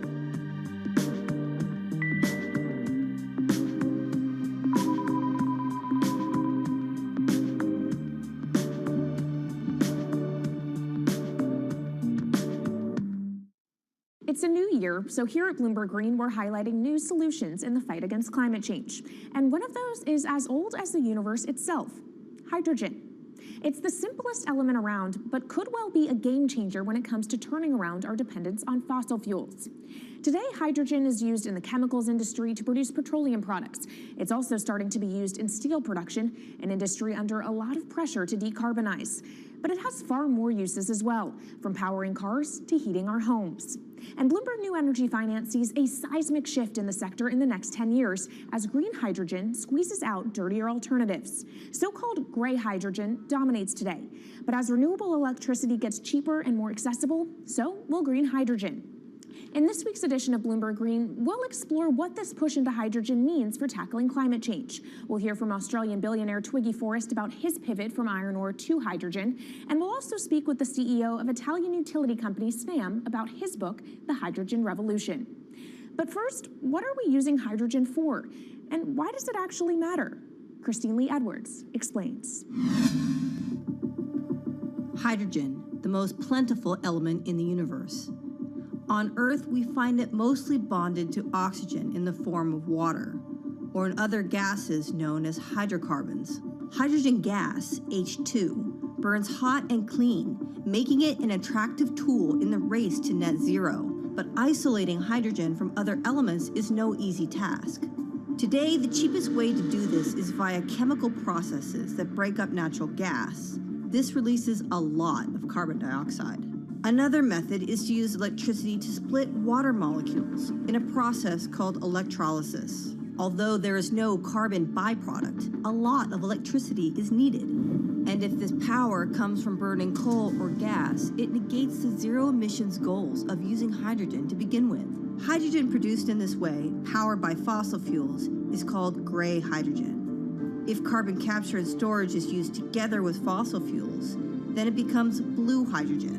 If nuclear power is used, it's called pink. And finally, green hydrogen is when it's produced via electrolysis and powered from renewable sources. This method is considered emissions-free. It's predicted that by the early 2030s, H2 made from renewables will be cheaper than that made from fossil fuels. But that hinges on the cost of electrolysis declining, which will be achieved through larger projects and an expansion of manufacturing. To be clear, vast amounts of H2 are already used today. Global production in 2018 totaled 117 million metric tons. This hydrogen is mostly used for its chemical properties, not as a source of energy, and very little of it is clean. Some sectors like steel could start using hydrogen for these chemical properties, replacing coal. Industries like cement and glass may also use hydrogen as a source of heat. Another advantage is its energy storage potential. It can be stored over long periods of time and used when more power needs to be added to the grid. It also could hold an advantage over batteries in heavy transport and shipping. The promise of hydrogen for energy has been around since at least 1874, when Jules Verne wrote about it in his book, The Mysterious Island. But the future of hydrogen will depend on policy. Countries with net zero targets, carbon pricing, and hydrogen strategies with investment mechanisms are likely to see the highest H2 demand.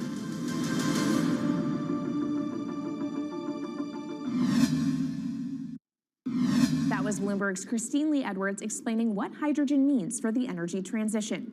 But how are businesses approaching the sector? Well, one of Australia's richest men is making a big play into hydrogen. Andrew Forrest, better known as Twiggy, made his fortune from iron ore, being the chairman, former CEO, and major shareholder in Fortescue Metals, one of the world's biggest miners. But after having made over $10 billion in profit from the metal in the last fiscal year, Twiggy wants to transform Fortescue into a clean energy company. He's been scouring the planet in search of investment opportunities in hydrogen and renewables. The firm plans to allocate up to 10% of its annual profits for green energy investments and is exploring projects across the globe, from Indonesia to Argentina. Francine Lacqua caught up with Twiggy Forrest. There's only one type of clean hydrogen, all the rest is dirty. Yeah. That is green. If you just say green hydrogen is clean, the rest is dirty, then you've actually nailed it. And, you know, anyone else who produces any other rubbish, any other argument, just look them in the eye and say, why is global warming accelerating if anything you're saying is true? And then you'll know, actually, it's greenwashing. Yeah, but there's a lot of greenwashing because I keep on being told it's a transition. We can't just, make the transition at a click of a finger. So what are we doing wrong? What can we do better? I don't remember the personal computer having to transition the typewriter. I really don't remember that. I don't remember the smartphone having to transition the pocket calculator and the old landline. You know, its transition line is complete rubbish. The lie got put to it 2 days ago when JCB, a really loved British company, every right for the country to be proud of JCB, and Fortescue, holding a bit of a similar reputation, fantastic track record, everyone's been super well from Fortescue, huge balance sheet, super strong. When those two companies got together and agreed a $79 billion US agreement per annum, right, then that's a real wake-up call to say, hang on, green hydrogen is obviously commercial now. You know, every other form of fossil fuel hydrogen, you know, it can compete with it on price, it can probably lose on price, but what we know, it is cooking the planet. And only green hydrogen zero methane, zero carbon in the supply chain. Don't worry about the molecules in the supply chain. But at the moment, we're not even phasing out coal, if you look at the G20 communique. So we have a long way to go to talk about only using green hydrogen. Yeah, so look, I have a call, which I'd like to make now, that the world should not fund any more coal-fired power stations, coal mining projects, ever. We should wind them down as quickly as possible because they are cooking the planet just like grey and blue hydrogen is cooking the planet. Yeah. You know, hydrogen, which is not made from renewable electricity, is releasing 10 to 16 times more carbon, let alone the methane, which is worse, than it is hydrogen. So we've just got to stop doing things which are self-harming under the guise of greenwashing. So why are leaders so slow? Even if you look at the appetite for ESG investments, they're growing exponentially, so are emissions. So where are we allocating capital? Okay, so take the recent G20.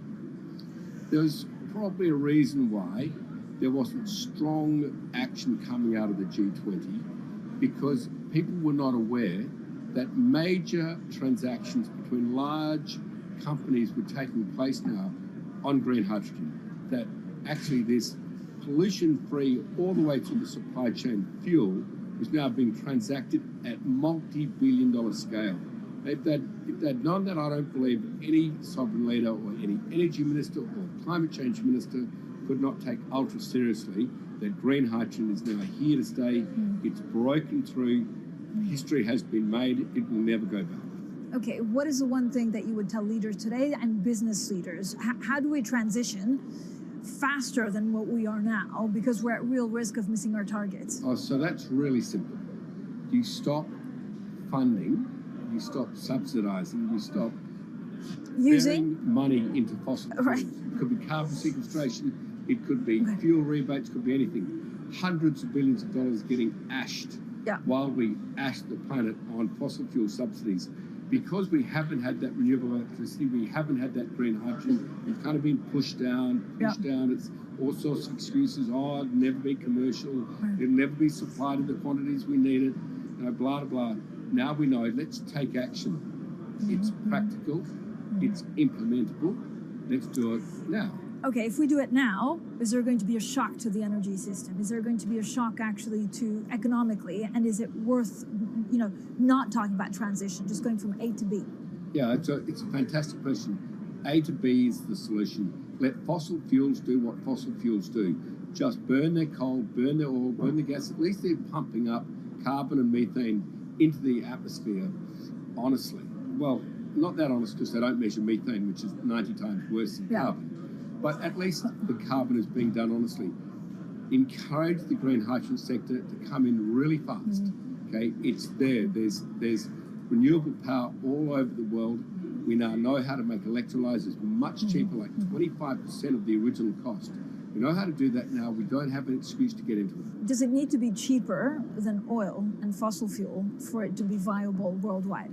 Well, right now it is. Okay, so let's just swallow that bit of financial data. Right now it is cheaper, and it's getting more cheap. It's the only fuel you know Mr. which is declining in value. You don't have enough of it, right, to power the world. Yes, that's only because we haven't had policies to support it. If we had policies to support it 5-10 years ago, it would be everywhere. You'd see the global warming budget start to come down. Now, we've got 5 or 10 years to make a huge difference. I need policy leaders all over the world to appreciate now, okay, big business is transacting with green hydrogen in multi-billion-dollar agreements. We now know it's here and it's here to stay. Let's spread it everywhere. Coming up on the program, the hydrogen revolution. We'll speak with the CEO of Italian utility firm Snam about his new book and why he thinks green hydrogen will be competitive in just 5 years. Plus, how are airlines working to become more sustainable? We'll look at how Airbus plans to step up in the climate fight. This is Bloomberg Green.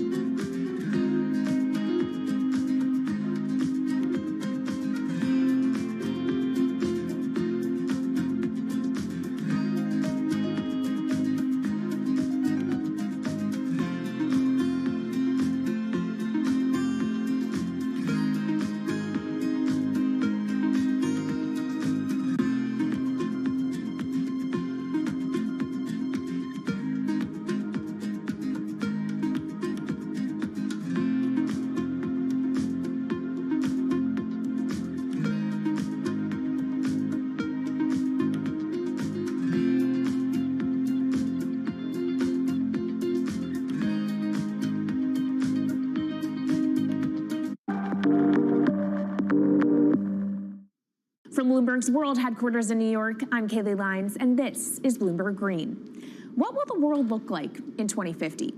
Will global temperatures have stabilized, electric vehicles be abundant, and solar and wind power homes around the world?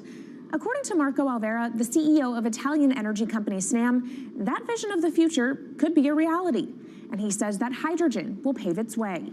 As he tells it in his new book, The Hydrogen Revolution, Alvera's moment of reckoning came in November 2018 when he tasked the Snam Scenarios team with studying how Europe could reduce its CO2 emissions to zero by 2050.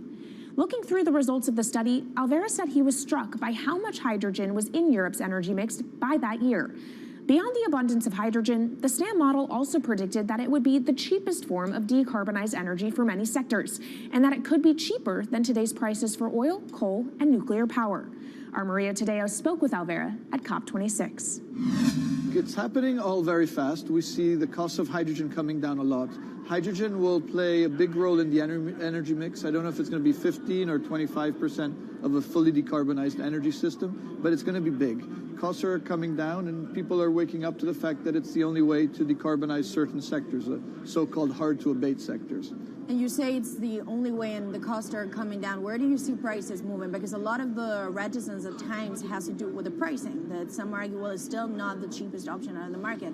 So when I was first working in hydrogen in 2004, it was costing $1,000 per megawatt hour. 2010, $600. Today, $100, and we see it going down to $50 in 5 years' time, and to going down to $25 per megawatt hour in the next 10 years or so, which is a quarter of where it is today. That's really because renewable energy, and we're talking green hydrogen here, renewable energy costs are falling, but the cost of making the electrolyzer, which is the kit that you use to convert solar or wind energy and water into hydrogen, the cost of this kit is falling a lot because it doesn't really exist on an industrial scale. So as we build up capacity, we industrialize it, we standardize it, and we squeeze costs out. That's really the cost trajectory. And for that, of course, you need demand, however, for governments and also institutions to kind of buy into this idea that it is the future and we want to invest and create infrastructure. What are they telling you? When you speak to governments, when you speak to officials, are they keen on this? They're very keen. So the Department of Energy shares our view in the States of getting to below $1 a kilo, which is $25 a megawatt hour. The European Union has a hydrogen strategy, which is very clear, and several member states have the same. Chile wants to export a lot of hydrogen. China's big on hydrogen. Australia's very big on hydrogen. Japan is blending already hydrogen. So I would say the world is now really focused on this because it's the only way to store energy for a long period of time economically is to convert it into either a liquid or a gas. And of course, you talk about the price, but the other big component is the volume. You know, how big can you go? Where do you see that on a time scale? So wherever it's sunny or windy, you can produce very cheap hydrogen eventually. And so compared to oil and gas, which are concentrated in few parts of the world, it's going to be very democratic from that point of view. So every sunny place, every desert, every ocean wind can be turned into hydrogen that we can put on ships, in pipes, and really start trading it around the world. So it's going to happen a lot faster than a lot of people think. So, and when you say a lot faster, what is that in time? As they said, $50, which is essentially oil parity within 5 years. And then, depending on how quickly we ramp it up after that, we could get to $25, which is coal parity before the end of the decade. And in big scale. In big scale, because once you get to coal parity, that's the only way we're going to get China and India to stop burning new coal. We have businesses in China and in India, and I see a lot of hydrogen development, a lot of renewable development in both countries. The India announcement was incredibly strong on 2030. Some people were upset about the 2017 net zero deadline, but when it comes to 30, he announced a big, big commitment to get to 50% renewables. Were you surprised by it? I was surprised that they would make it so explicit, and even the net zero is a big thing for them. And so I think it will happen faster than 2070 because of the falling cost of renewable and hydrogen. India's burning 80 gigawatt of oil, of diesel, to keep the lights on. So there's an immediate opportunity there, and we're very interested in working in that country. And with regards to China, perhaps the fact that we haven't really seen them active, I guess the diplomats are working on this, but we haven't really seen the leadership. It's going to be technology, it's going to be industry. I think China has committed to a net zero, which is very important. At the G20, China was clearly behind the 1.5 degrees. So I think a lot has been achieved between the G20 and COP, and I think what's really important is to see in the coming years how quick it's in our hands to make part of this happen in 5 years, or it could otherwise happen in 15, 20 years. It's about building the project. The capital is there. We saw how many trillions of dollars are already committed. What's missing is really the projects, and that's where companies like us step in. Marco Alvera, CEO of SNAM there, speaking with our Maria Tadeo. Let's turn now to the aviation industry. It's a big contributor to global greenhouse gas emissions, and it's under pressure to change that. In October, the International Air Transport Association, a trade body representing airlines, approved a target of achieving net zero emissions by 2050. To achieve that, many airlines in the US and Europe are looking to buy sustainable aviation fuel made from renewable sources like used vegetable oil. Initiatives like these are pushing plane makers to come up with some radical new aircraft that will eventually cater to our growing appetite for travel without hurting the environment. We took a look at how Airbus, the world's #2 aircraft manufacturer, is stepping up to the challenge. How long until we can fly emission-free? Airbus says it's more confident by the day it can be done by its 2035 target. Airbus's CEO spoke about its ambitions for hydrogen-powered planes at the company's summit in France. The physics works.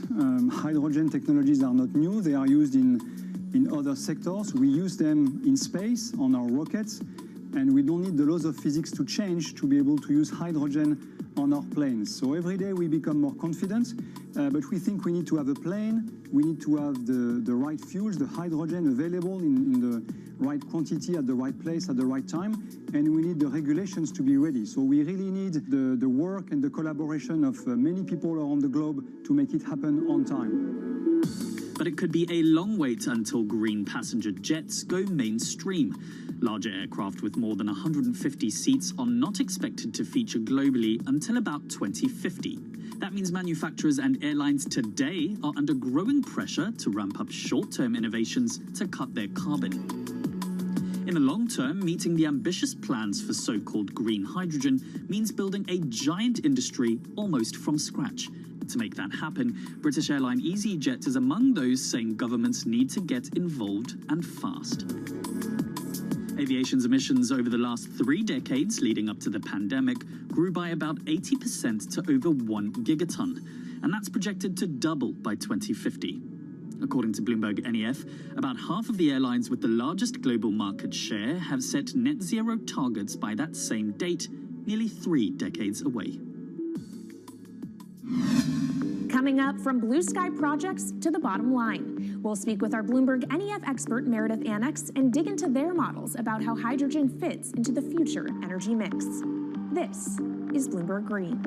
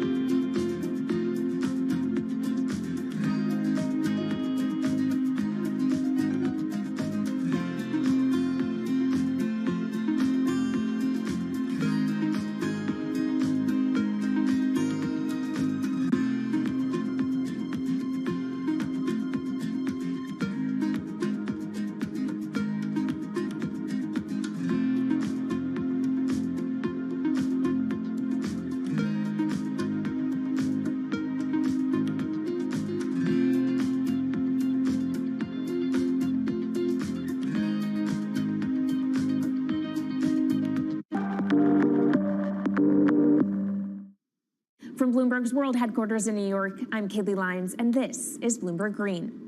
Now let's bring in Meredith Annex, our Bloomberg NEF hydrogen specialist, to talk more about how hydrogen could change the energy landscape. So Meredith, what place do you think hydrogen is likely to have in the future energy mix globally? Hydrogen's this incredible solution for us as we look to decarbonize because it's a perfect solution in areas that are hard to electrify. So where we like to think about hydrogen playing a role, it's in things like heavy industry, especially where you need a feedstock as well as energy source, and in things like dispatchable power, long-haul transport, maybe even shipping and aviation. That sounds great that it can be used for such diverse industries. At the end of the day, though, how much is this going to cost? Well, that's the amazing thing about hydrogen, because depending on how you make it, it can actually see significant cost declines in the future. So when we're talking about clean hydrogen, we usually mean green hydrogen produced from renewable electricity. And in that case, your hydrogen is almost as cheap as the renewables that are used to make it. So if you're in a place with really good renewable resources, you'll be able to have cheaper hydrogen. But even in places with less good resources, we think that hydrogen can be cheaper than $1 per kilogram, which is the price of unabated hydrogen today, and around $8 per million BTUs for those who prefer to think in energy units. And that can be achieved anywhere in the world by 2050, we believe. All right, so let's talk about kind of the pros and cons list. I don't know where cost fits into that, but what are the advantages to hydrogen over other renewables, and then what are the drawbacks? Yeah, main advantage is the fact that hydrogen can serve roles that electrons struggle with. And that's things like seasonal storage, for instance, or just anything where you need storability, where electrons are harder to store, hydrogen is going to be easier. That also leads to a downside, though, because hydrogen is less energy dense than the usual things that we use for storable energy today, like coal or oil or natural gas. So you will need more volume of storage to handle the same amount of energy. Let's talk about the viability as well and how it may differ in different geographies. What is your view on that? Yeah, so for green hydrogen, again, from renewable electricity, really places with the best renewable resources, things like Latin America or the Middle East, even Southern Europe, have really, really good potential for producing hydrogen. And then when you're looking at blue hydrogen, which is produced from natural gas or coal with carbon capture and storage, we do see that becoming more expensive than green hydrogen in the future, especially as renewable electricity costs come down. But that can be a viable option in places like the US Gulf Coast or Russia, where you've got good geological storage for the carbon, as well as ample natural gas that's quite cheap. All right, great breakdown. Thank you so much to our Meredith Annex, our Bloomberg NEF hydrogen specialist. And of course, you can get more from the Bloomberg NEF team on the terminal and online. And they've recently done a podcast called Hydrogen 101 as part of its Switched On series.